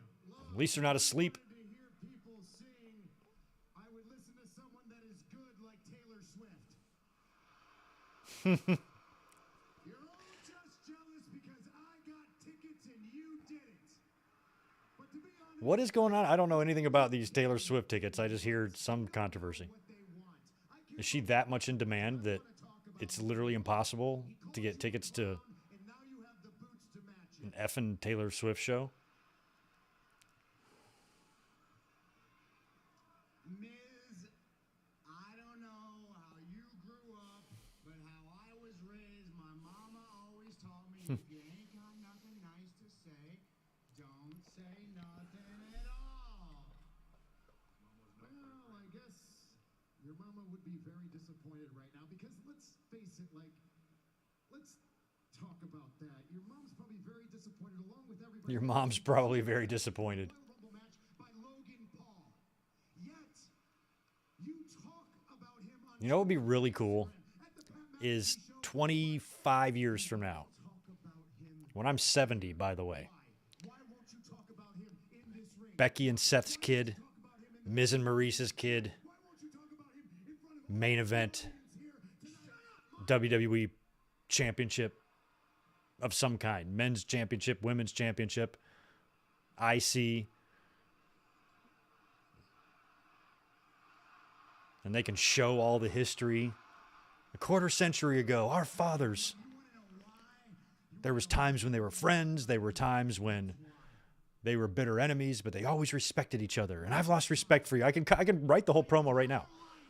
It would be great. Ever wanted was some main event WrestleMania to have I forget their names, WrestleMania to be on the kids' names. close the show. That dream, I think they both have weird names, right? it matters to you. It matters to every single Okay, so Seth's getting serious here about the Mania sign. because we love this. How can you be that serious wearing those shoes?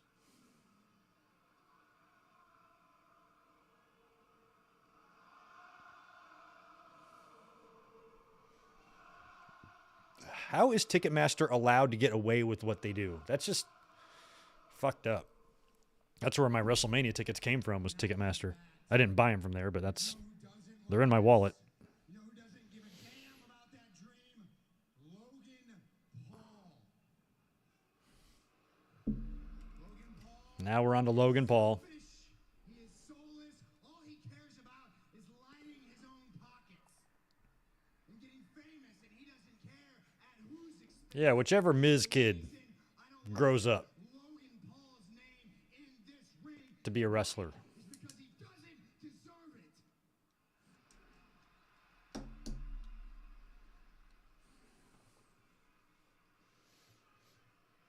All Logan Paul wants, all he wants in life is attention, but what he needs is to have his teeth kicked in.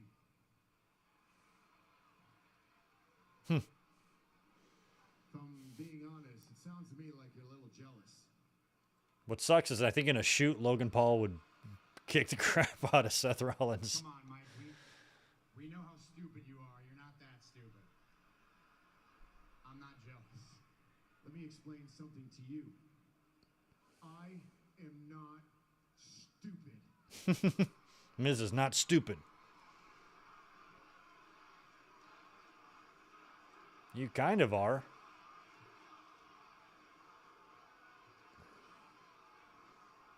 Watch your real world tapes and tell me that guy ain't stupid. Can you help me out here? Is the Miz stupid? Okay, I guess they all agree.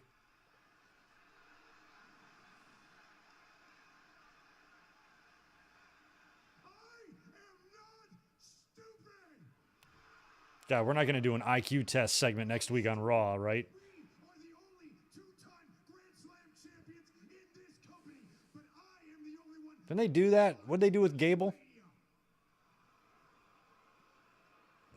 Yeah, the guy you're calling stupid headline WrestleMania, your dream, something you will not and may never do because of Logan Paul. So you Rollins has had plenty of WrestleMania moments. Mario Boots gonna call Luigi and Princess You gonna call Luigi? Are you gonna call Luigi? Yeah, I am. He can jump higher than anybody on this roster, even Montez.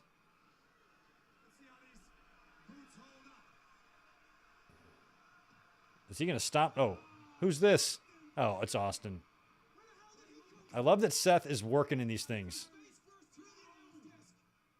Rollins just dropped the United States champion, and Miz taking advantage.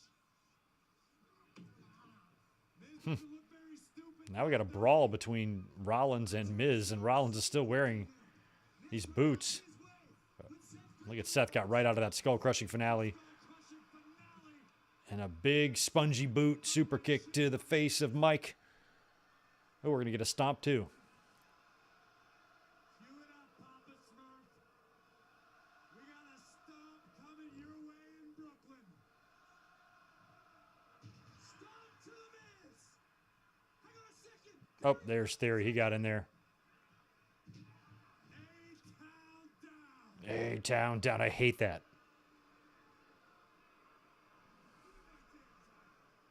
If this guy becomes a big star, we're going to have to hear A-Town down for the next 2 decades. And I don't want that.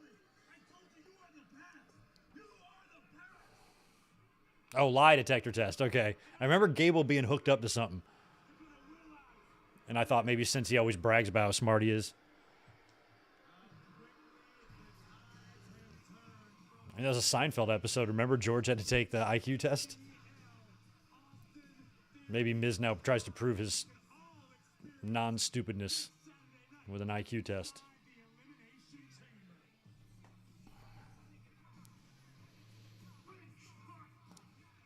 Yeah, I guess since he wasn't booked, Ryan, since he wasn't booked in the main event, that counts as not headlining, but he cashed in and won in one of the most epic Mania endings of all time.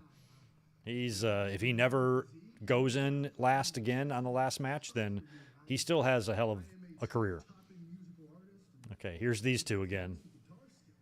Listen, it can be a lot of pressure being compared to the legend of Elias. And I don't want that to stress you out. I know you're new here to Monday Night Raw. I just want to say, if you lose your match to Miz tonight, don't let it get you down. Oh, Miz has a match against Boogs. That's right. Thank you so much. Thank you. Good luck out there tonight. Well, if you impress me, maybe you and I could do a collaboration one day. Collaboration. Righteous. Righteous. I was born and bred to rip and shred. And Vic Rick is gonna shred the Miz. I feel like he's going to hit his head on that shit that's hanging out behind him. God, he is on crack or something. Good. I feel like they could be a great tag team at some point. I feel like they're going to feud first and then team later kind of thing. But We're a couple of minutes away, Miz. Boogs is coming. Boogs is coming. Yeah, you're in big trouble, Miz. You got a match. I was wondering why Miz was in his gear once he started brawling with Seth. I'm like, oh, he's full on. Yeah, they've been catching Hurt Business in the backstage area talking the last couple of weeks now. So We need to be quiet and move. that's interesting. We're getting a replay in the picture-in-picture. I don't think I've seen that. Have they been doing that for long? Doing replays in the during commercials? Is it a sliced ribeye, melty cheese sauce, and fluffy eggs in a warm tortilla kind of day? Or is it a ribeye, melty cheese sauce, and charbroiled Angus beef kind of day? You decide. Bite into the new Philly cheesesteak menu. Download the app and join my Philly cheesesteak menu. That's a bunch of steak on a burger. Ham and cheese on delicious bread, a must pack for every parent. We now go to Matt, currently stuffing his face. Deli Witch from Hot Pockets. Awesomely Portable. I can't believe we were actually put on pause. Yeah, they had advertised Miz tonight against Does it seem like I am? Boogs. And I had forgotten about it, but yeah, I was surprised he was in his gear. They just moved him off of that carpet from the Miz TV set, and they rolled him out of the way, and then removed that, and now he's in the ring on the regular canvas, just waiting for his ass whooping for Captain Schizo to come out here and run roughshod on him. Good. He's better than good. He got rewarded for driving safe and driving light. Sorry, Barb, just to confirm, this is the I can't believe Flo is still doing it. This is what we found. Yay, snapshot. I mean, we got to be going on Loaded chicken, bacon, ranch, mac and cheese. 17-ish years of Flo on TV. Arby's, we have the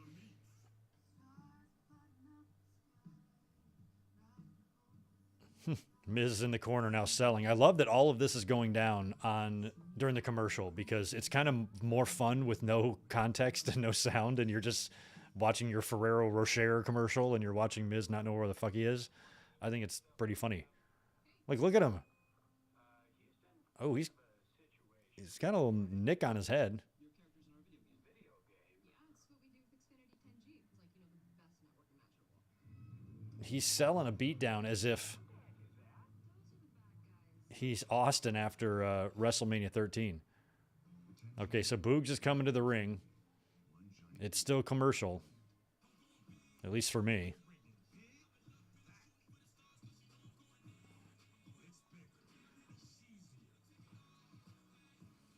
New Yorker from Pizza Hut. Big pizza, bigger deal. No hurry? Better be hungry. You like it, don't you? This is an intervention. Yeah, Rick Boogs is huge. Jesus. I mean, Elias is huge, and Boogs is bigger than him. He's got a 1980s physique. I mean, he's Hercules or something.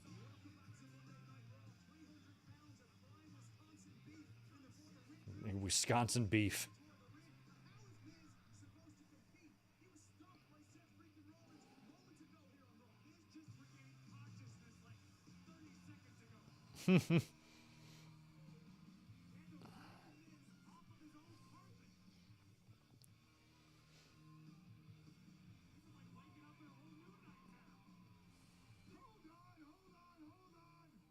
Miz is going to try to get out of this. He's like, I don't want to face this meathead. Brain cells up there between those two massive veins on your forehead.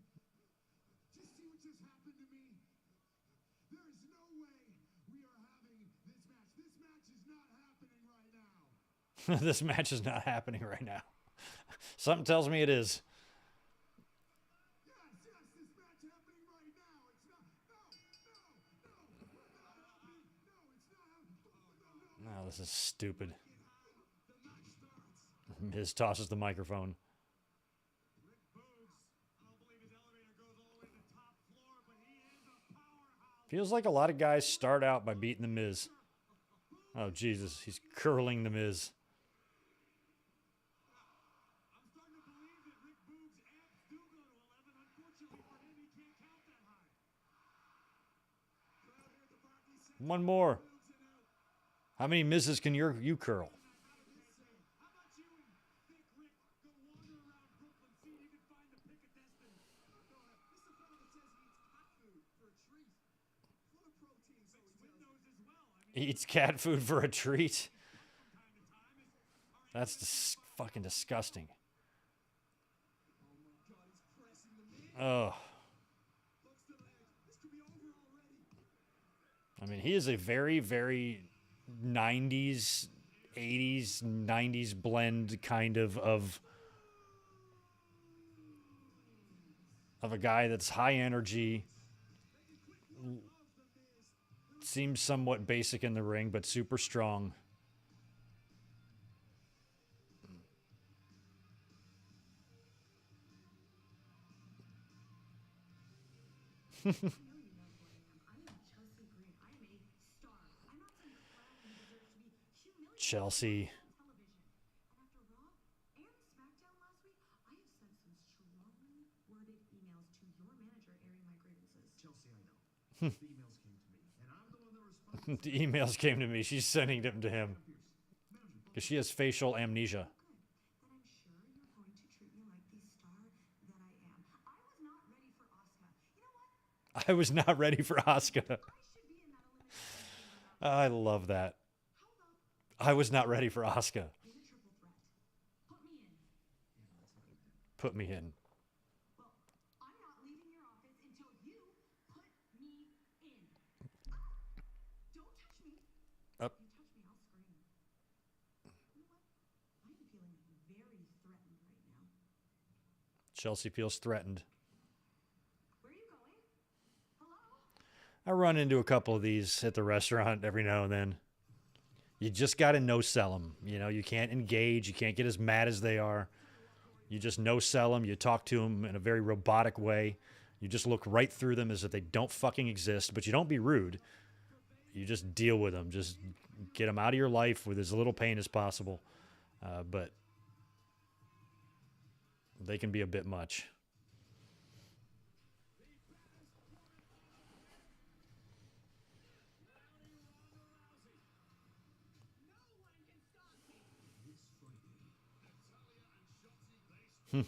It would be cool if we get a Zack Ryder return here at some point. Maybe Chelsea's presence can help facilitate that and get woo woo woo back in here.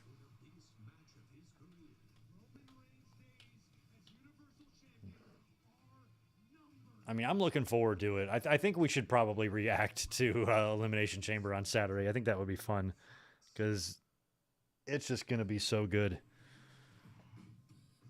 Gillette presents the Gillette Labs Exfoliating Bar.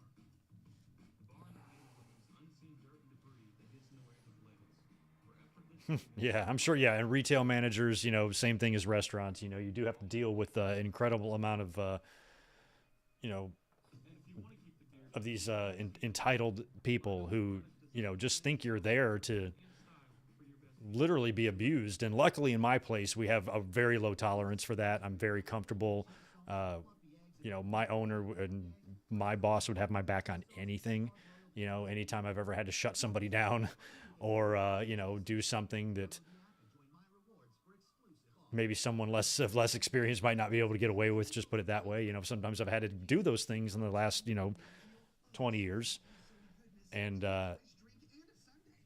it's nice to know that I have that ability, but they can be, you also don't want to like stoop to their level. You don't want to get emotional and get mad too. And then you're arguing and then you look just as dumb as they do. And, you know, then you got then the people that are looking, you know, just maintain it. Just keep yourself the baby face at all costs. That way, you know, if there's anybody watching or any other people around, you know, when the whole thing's over, they're like, you did everything you could or whatever. So it's a rare scenario, but sometimes you have people that are just really out to look for trouble or something, or just grumpy, or they might have had a horrible day and then they come into your place and they're just grumpy and they just take it out on you. And we kind of just don't tolerate that. You know, we're not there to be abused. You know, we're there to serve you and do what you ask, obviously. But we're not there. We're not there to be talked to like we're pieces of shit, you know, because we're not. I'm glad to be back because this is what I was made for. I mean, as a walking, talking candy, my options are pretty limited. At Domino's, we took all the best things about pizza and Plus, being rude to restaurant people that's ballsy, man. melty cheese, meltwater And plus these days after the pandemic, I mean, it's so hard to find like really good help. I've noticed like the few times I've been out to, eat since then, it's really hard to find good people that take their job seriously these days. Like the service everywhere has just kind of gone down in general, and you get really bad kind of dumb service that is just bush league. So we do a really good job. So we don't tolerate somebody being an asshole. I'm like, this is probably the best you're ever going to find. So F off.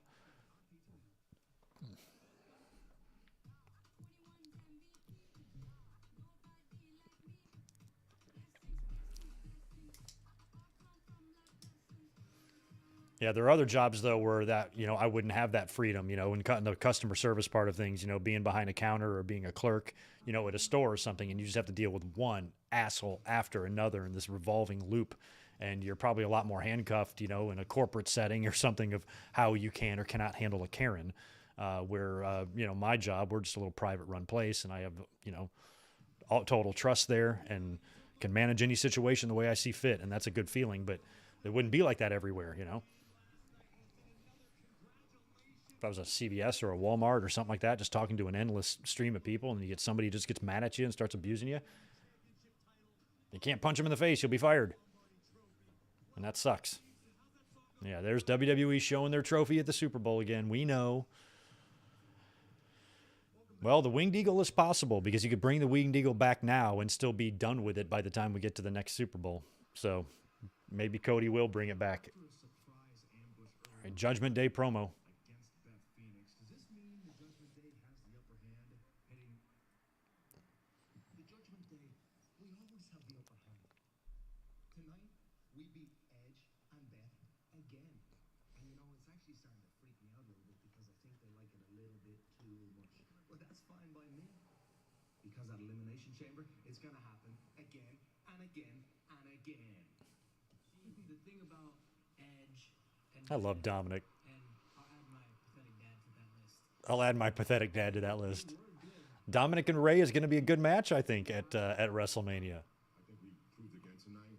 What does Ray do? Does Ray put his kid over? What? Or does I think Dominic's got to get beat? Dominic better get beat. United States champion. And at WrestleMania, the homie's gonna walk in a challenger, It'll be Dom's learning experience. the SmackDown Women's Champion. I couldn't have said it better myself, Bruce. Charlotte keeps saying that she's on a different level. But the only level that Charlotte's on is the one below me. When I rise and take the SmackDown Women's Championship from her at WrestleMania. And my rise begins this Saturday at Elimination Chamber when Finn and I, we beat the living crap out of the grit couple, Edge and Beth Phoenix. So what I think might happen at WrestleMania, obviously we're going to get Rey Mysterio and Dominic. I think Rey Mysterio is going to beat his boy. He's going to beat him and teach him a lesson and take him to the woodshed, so to speak. Rhea Ripley's going to be successful. She's going to beat Charlotte. I think Balor is going to be successful. I think if Balor and Edge have a stip match, Balor should win that at WrestleMania. And we don't know what Priest is going to do yet. So the Judgment Day is set up to have a pretty good night at WrestleMania, except for Dominic. So after Dominic gets beat by his dad, then you have the Judgment Day, maybe even as early as the very next night on Raw, all standing there with victories at WrestleMania. Rhea's a champion, and they suddenly realize that everybody in the Judgment Day got their job done, except for one of you. And then they eliminate Dominic from the group, and he's broken and beaten, and then he has to, kind of win back the trust of his dad, and Ray is going to have to pick him back up. And there should be a pretty cool segment where the two of them eventually have the Brett and Owen moment where they come back together. I feel like that'll happen before Ray retires. But maybe that's how the sequence of those events could go down like that. I could see it going some way like that. But at some point, Mammy is going to have, I don't know what to call her, Mammy. Mommy is going to have no more use for Dominic,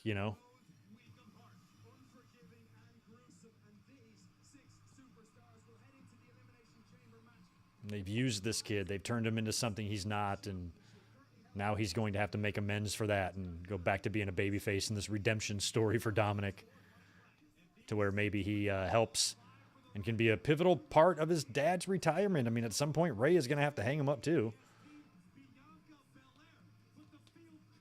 As we run down the Mania card here, I think we only have the main event left.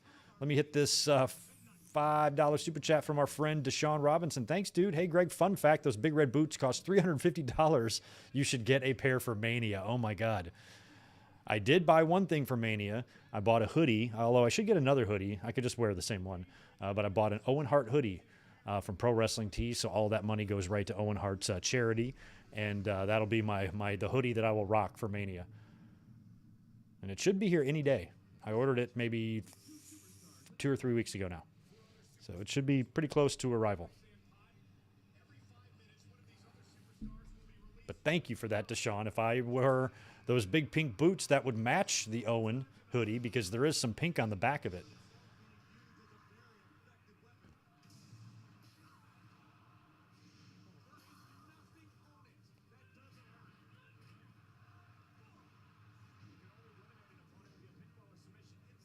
I don't think I'll order any wrestling shirts. I got enough here. Elizabeth always gets me a bunch of cool ones for Christmas every year, and I'll just be wearing them under a hoodie anyway, so I think I'll just go with what I have.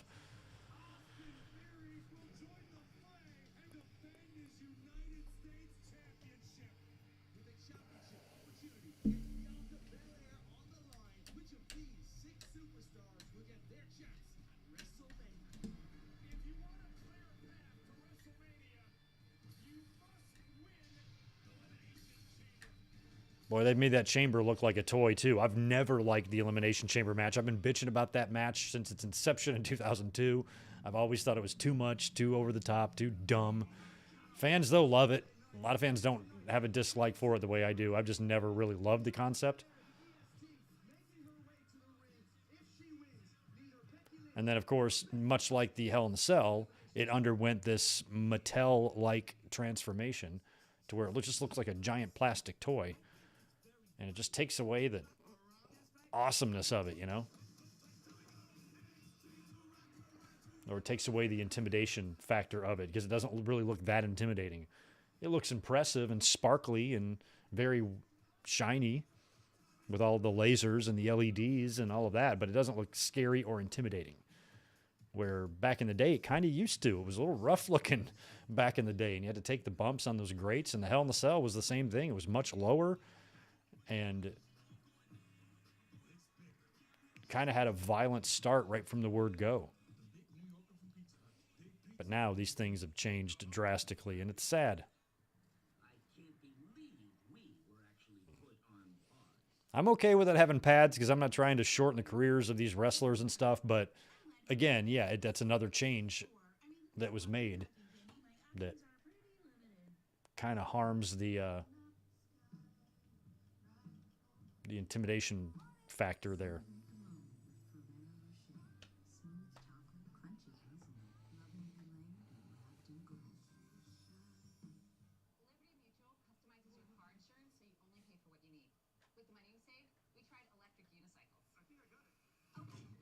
Oof. I haven't read much wrestling news today, so I don't know the latest with anything, but so I haven't checked anything about any Randy Orton news. If he was, I always thought he was still a ways off from coming back, but if he was close to a return, I might kind of keep it quiet and maybe bring him back for a surprise right after WrestleMania. He'd be a great night after WrestleMania guy. Even maybe bringing back Riddle after WrestleMania. I wouldn't bring back Riddle before. If they do bring him back, I think he could be back next Monday after Elimination Chamber, but maybe he's a guy you just keep off TV and just keep him completely out of the Mania plans and let him know that you're annoyed with him with what he was doing, so you take away a WrestleMania payday. Just part of, maybe his punishment. And then re-debut him the night after WrestleMania, maybe even with Randy Orton and have him turn on Randy Orton or something like that.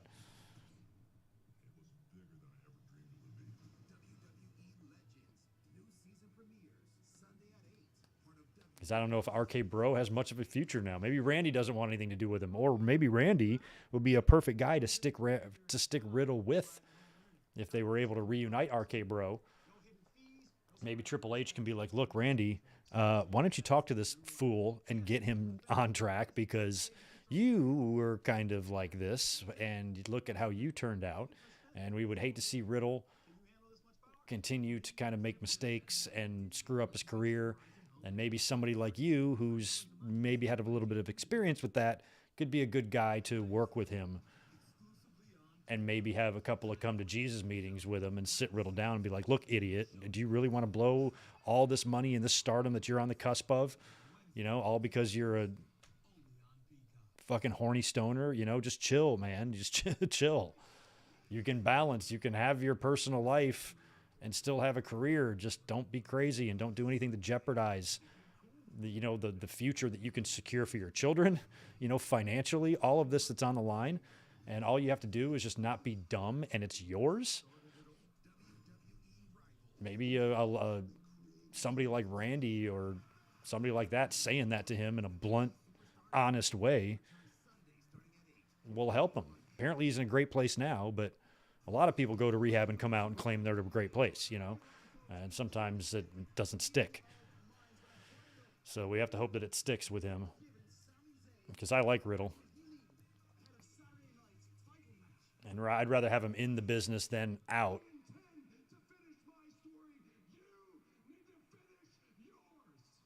So good.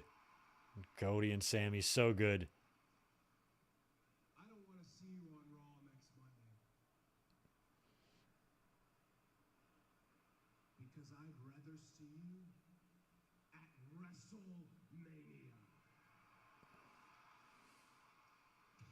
It is so weird how they managed to pull off making Cody feel like a larger-than-life star. I mean, Cody's great and everything, but I mean, even the jump from AEW, they sold him that way, and we bought it, and we've been running with it. I actually like to see Cody in the ring. It's cool.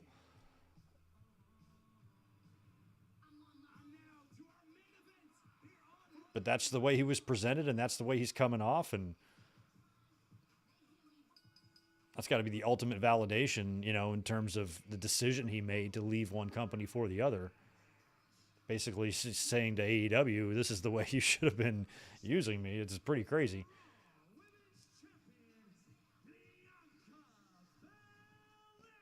Although he kind of did take himself out of the title picture there, so... Winning the title at WrestleMania, I don't know. I mean, part of me wonders if I would be okay with Roman retaining. I think that I would. As much as I want to see Cody win, and as much as I think it would be cool to have someone other than Roman, I've been watching wrestling enough years to where I can handle a long title run. So if they want to go 3 years on Roman, I'm like, yeah, cool. Fucking do it, man. Or save it and have him drop the belt in London or something.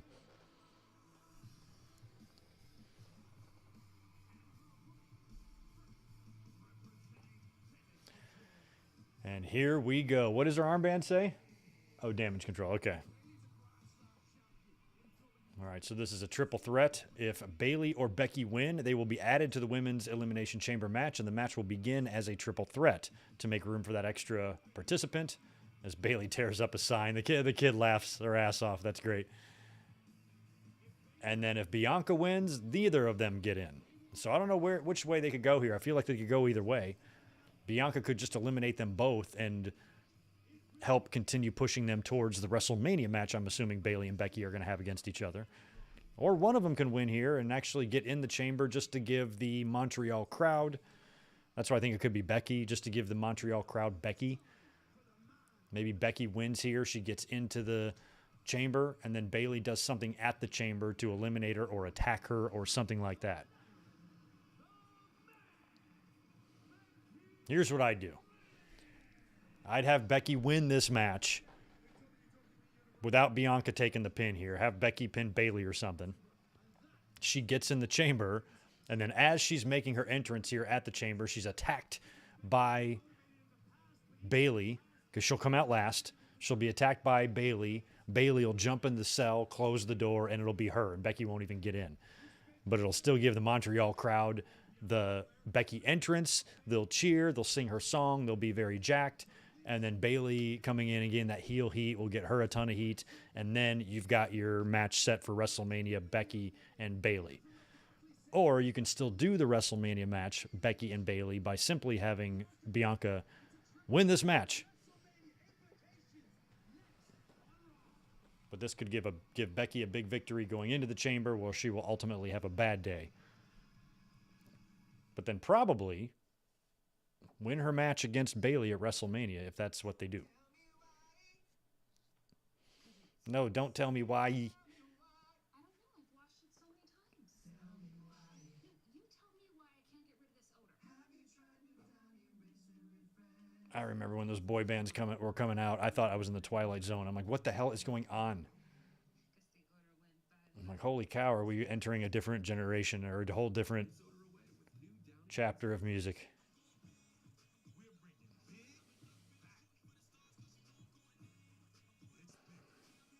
All right, this match is underway. Bayley knocked out of the ring early.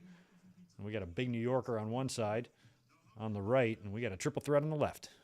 I can't believe we were actually put on pause. Am I anxious about being back? Does it seem like I am? I'm glad to be back because this is what I was made for. I mean, as a walking, talking candy, my options are pretty limited. Is Tatanani here? No, I think he joined the circus. He informed us last week. He's going on the road. So he's now, I think he's the guy that keeps track of the elephants or something. So he's doing that. But he said he would chime in one day if he could on the chat. So hopefully we'll see him. Say hello.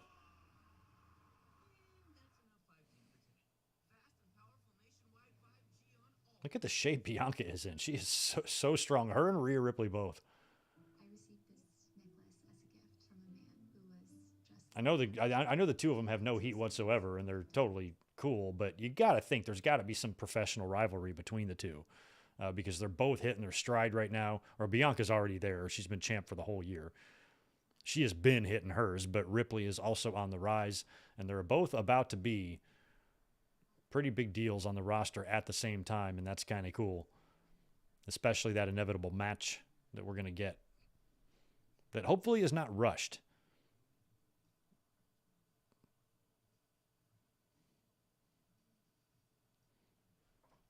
We got some chain wrestling going on in the ring right now with Becky and Bianca, as I think Bayley is selling on the outside.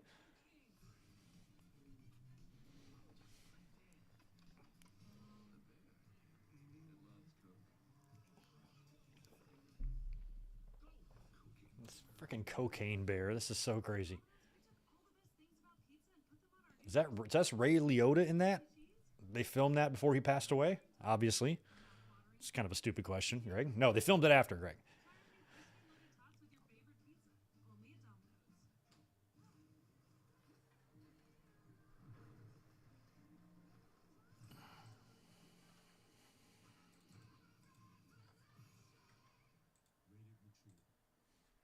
Rated mature. Oh, I love that Ding Dong Hello segment. Was so good.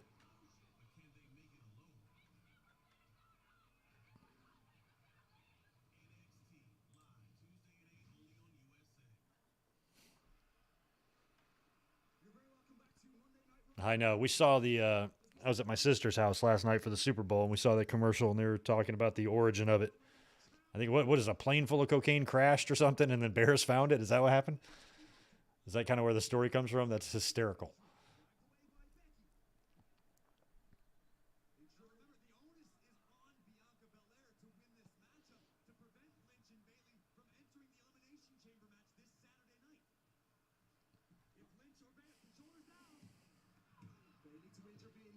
I'm scared shitless of bears, man. I don't ever want to have a run-in with one of those. If Lynch or Bayley are able to emerge victorious from this triple threat, they will be added to the Elimination Chamber Saturday night in Montreal, streaming live on Peacock. Lynch from the second rope. Nice high cross there. Bianca rolled all the way through, lifting her up with ease. Kicking Bayley down. Taking care of Bayley as well. Oh. If you're Bianca Belair, why would you want to inject yourself? Be part of this match here tonight. Because Bianca needs to mitigate the threat to her Raw Women's Championship. She's already got 6 women hungry and vying for the opportunity to challenge her at WrestleMania. Add a seventh, particularly someone the caliber of a Bayley or a Becky Lynch, you might as well kiss that title goodbye. Cover now, Bailey. Looking to advance to the Elimination Chamber to kick. Yeah, I feel like this could go all three ways here with this main event. I could see Bianca shutting them both out because I think they've got a Mania battle set with Becky and Bayley. But I could see Bayley cheating to win here and getting in and laughing in everybody's face. I could see Becky winning. I mean, they went through the trouble of mentioning starting the Elimination Chamber with a triple threat. So I guess they've had the idea of adding one more here, unless they just want a reason to do this match. But Bailey quickly on the outside now, looking to take care of Becky Lynch. Man nearly chucked into the front row. The veteran Bayley realizing she has a window. Cover here now. Hook the leg, Bailey. Kicked out by Bianca once more. Bailey's yeah, Bianca kicked out hard. triple threat match. She absolutely is, but if we've learned nothing about Bianca Belair, it's that Belair is a survivor. When the chips are down, when the deck is stacked against the EST, somehow, someway, Bianca figures out a way to endure and survive. Holy crap! Somebody tagged me in that that Gorilla Monsoon podcast shit or whatever. That is brilliant.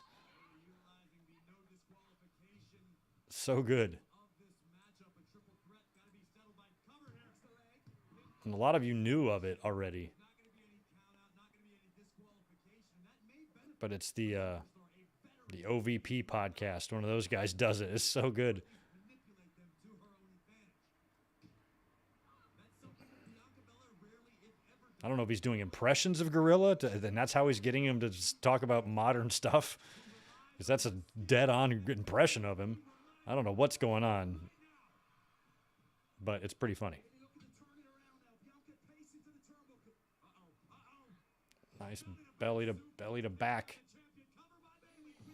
Quickly across now. Grabs the leg. Looking for the win here. And Becky Lynch in to intervene. Bianca kicking out as well. Who is going to grab the victory here tonight? Can Becky or Bailey advance to the Elimination Chamber match Saturday night? set on the outside. Bayley hangs Lynch across the middle rope. Bailey has been so dominant in this match so far. Can she see it through? I mean, this is the main event here. I mean, we still got 15 minutes left in the show, so there's a lot of time left to go in this match. Can't quite tell if the hole is It's AI Monsoon? Jesus, that's crazy. You mean it can take samples of his voice and then you can make it say anything? Is that what's happening? Jesus, man. Because I'm like, he's talking about Undertaker and Hell in the Cell and stuff. And I'm like, what's going on? I'm like, he was alive in 98, but I don't think he was Bianca Belair, who has one less problem to worry about this Saturday in the that enthusiastic about things. Lynch or Bayley, one more problem for the EST. It's absolutely crazy. This Saturday night in Montreal, streaming live on Peacock, we will find out who challenges Bianca Belair on the grandest stage of them all. Look at Becky Lynch go right now. I'm just hoping that AI and that deep fake stuff doesn't ruin any lives. I mean, when you can make anything look as real as possible. I mean, obviously, hopefully there's plenty of ways to tell if something's generated or not, but it might be too late by the time the truth comes out. Somebody's career could be over, or they could be canceled or something, and then before it's learned that it's faked. Crazy.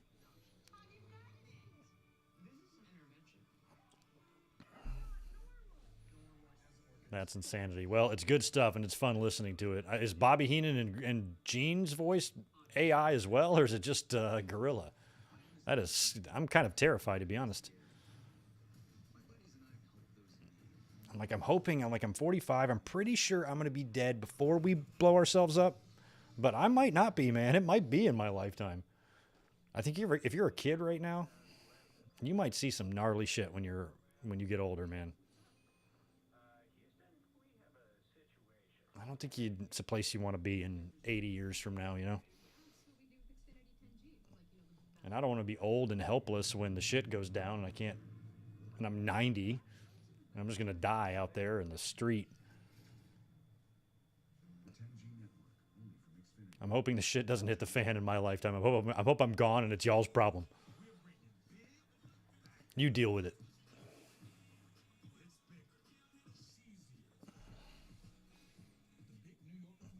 I'll be in the whatever dimension heaven is in with the Backstreet Boys and, you know, the end of This Is the End, that movie. Backstreet will be back. That's right.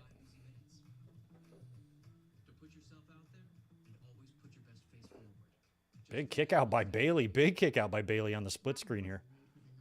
Here I'm trying to... Not so great missile drop kick from Becky. Pretty terrible, to be honest.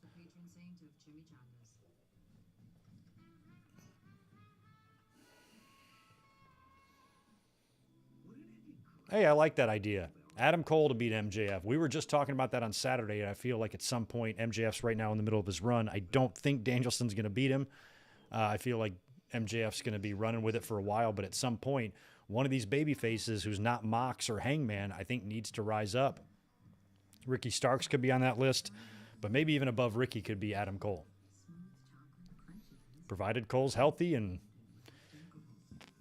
all of that damage control is here, by the way. Dakota and Io are out there attacking Becky with the crutch and tossing her back in the ring. Probably a near fall here. I don't think the match is going to end in a commercial.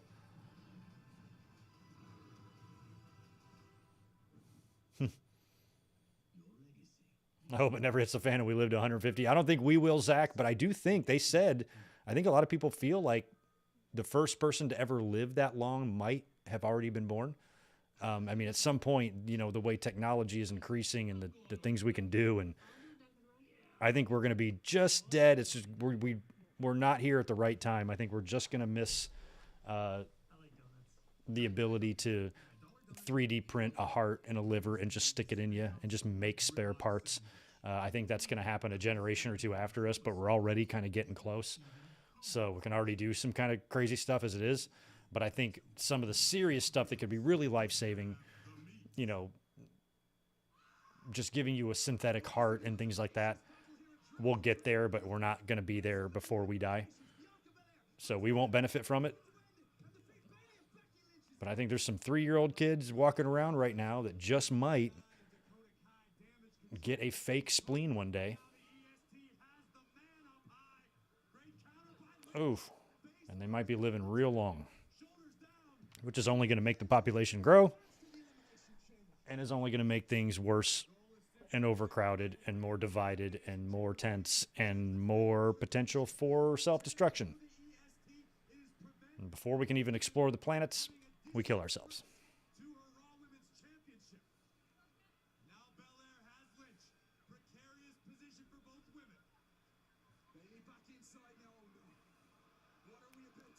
Careful.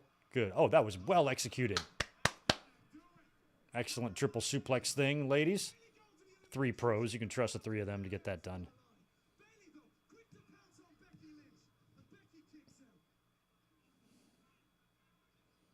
Interesting main event to go with here.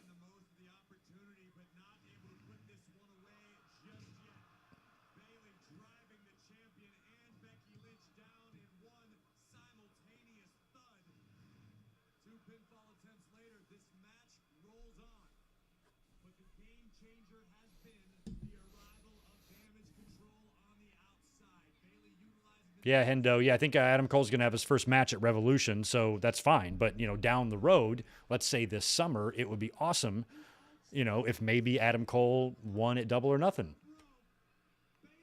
If it's Adam Cole and MJF at Double or Nothing, I will do my best to be at the show. I plan on being there.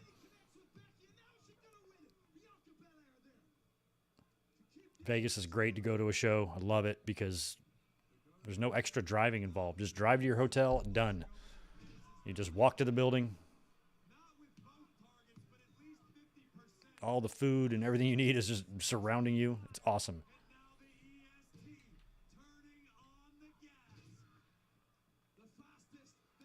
The fastest, the toughest. I mean, Bianca just seems like she's getting stronger. I think her and Montez are just working out hard. Montez has gotten so big too. Wow. Imagine Bianca Belair and Sol Ruca one day. Holy crap. Nice suplex by Bianca. Nip up.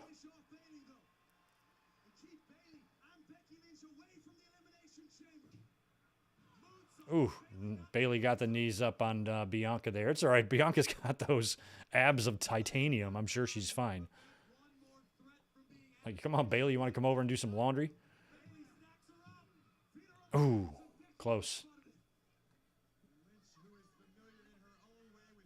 Becky talking smack to Bailey.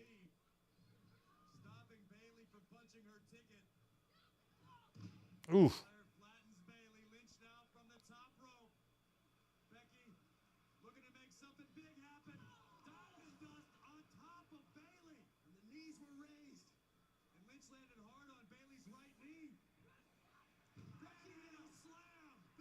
No way. Yeah. Nope. Io pulled her out. Ooh.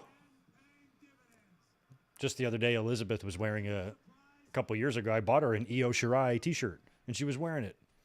I'm like, oh, I miss Io Shirai.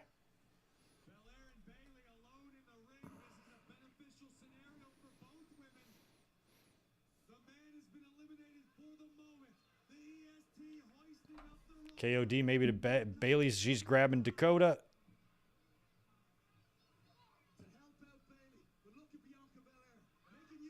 Feel like there's we got all sorts of damage control stuff here. Ooh. Oh no. Bianca got a kick to the head. Bailey rolls her up. And Bianca kicks out. Another near fall.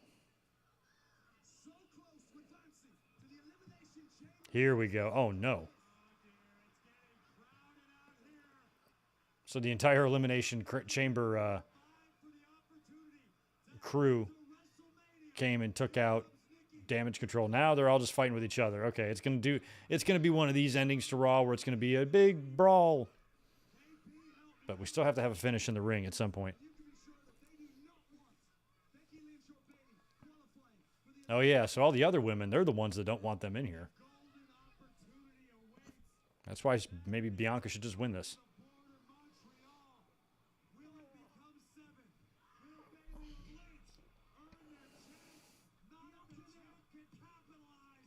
Another kick out. Still got 5 minutes left in the show almost. Becky is outside of the ring, I believe. I don't think she's involved in the scuffle out here.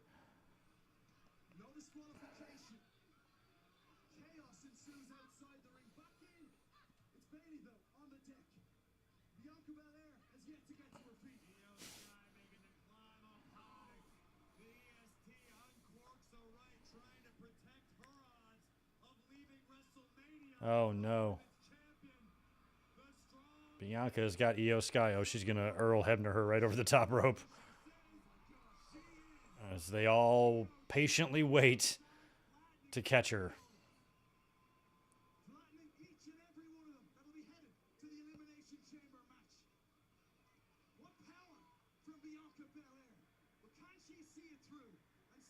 They are all selling this. Like, there's no way that would take you out to that degree. Like, it's the same thing as crowd surfing. Like imagine if you're at a concert and fucking drummer or something just jumps into the crowd and lands on you. Are you falling back, selling it, and laying on the ground for 30 minutes? No. You're catching them and moving on. Even if you fall, you're getting right back up. It didn't even hurt because you're filled with adrenaline. I think wrestling might not be real, guys. There's a couple things that have made me think lately that maybe they're not really fighting. I don't know. I guess the jury's still out, but maybe one day we'll learn the truth. But the more and more I look at it, I think there's a chance. We got a KOD. I love that. Nice. Good finish. KOD from Becky, or onto Becky, onto Bailey. Becky rolls out of the way. And Bianca pins Bailey. Good.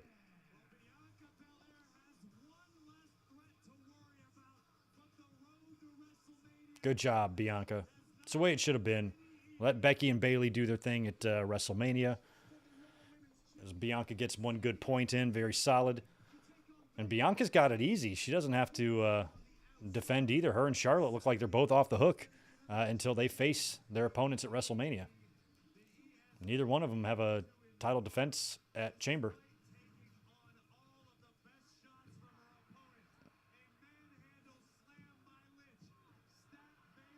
Which is good. They shouldn't have a match. There's no reason for them to.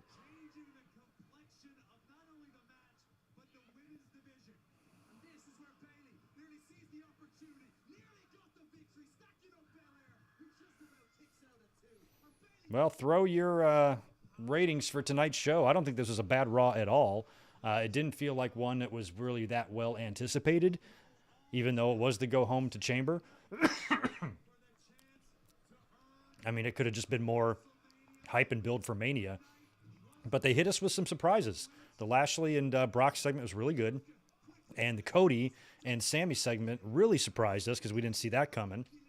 And Sammy showed up and called Cody to the ring, and they had a great interaction. And a promo that was absolutely gold. And did a good job of not only talking us into the Elimination Chamber, but WrestleMania as well. And the Elimination Chamber remains the same due to Bianca's victory tonight. And Becky and Bianca are still on the outside of the chamber. They will not be involved. And I guess next week we should get some sort of an official challenge between those two for WrestleMania.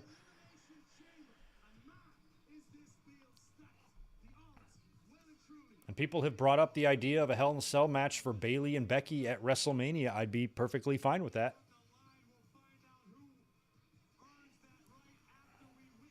Can they hang a cell from SoFi? Hopefully they can. They probably can.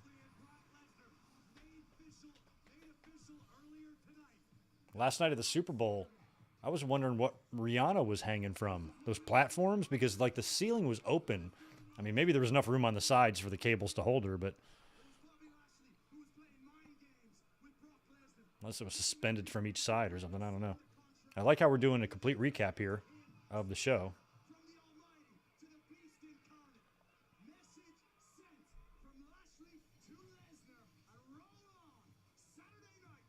It's an hour getting Lashley and Lesnar. I still can't see this being the end of their feud. Whatever happens here, I think we're going to get one more at Mania.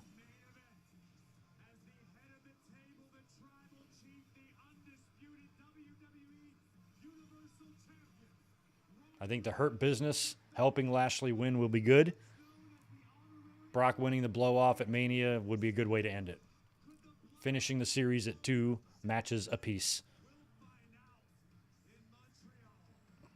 And Sammy and Roman. I mean, after the promo with Cody tonight, I'm not ruling Sammy out. I think maybe Triple H wanted to get an idea of Cody and Sammy in the ring and see how the fans would react to it.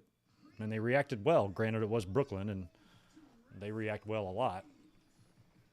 But that was all real interesting. So, anyway, 8 out of 10 show, 7 out of 10 show, A, B. I kind of concur. It was good. All night long, it was solid. And that's good. I'm glad that we're into WrestleMania season, and it's after the Royal Rumble, and we're not bored off our ass. There's been a couple of years there, how many times where we would sit here and complain, like, it's WrestleMania season. What are they doing? And now it feels like it really is WrestleMania season. They are really trying to build things and tell you stories. And tonight, what they did with Sammy and Cody, I think puts them really heading in the right direction for WrestleMania. So all good things on this side. I don't know if I'm going to go as high as 8.5. I might even go 7.5 or 8 tonight. But very few things to complain about tonight's Raw, and that's good. So I appreciate you guys being here on kind of a last-minute decision to stream and go live. But we did, and we'll be back here in just a couple of days. Like I said, there's not going to be a Dynamite watch-along this week because I'm working most of the week, but we're going to be here on Thursday to predict Elimination Chamber. So we'll be up here at 6 p.m. Eastern, 3 Pacific to predict that and anything that went down on Dynamite the night before. We'll talk about that on Thursday as well. And then I think we're going to be up here on Saturday to live react and review the Elimination Chamber because I think that will be fun. And we're probably going to see some pretty crazy things. So that should be the plan for Saturday. So make sure you stay tuned. Make sure you subscribe. I'd appreciate a like as you leave the chat tonight. And I will catch you in just a couple of days for the Elimination Chamber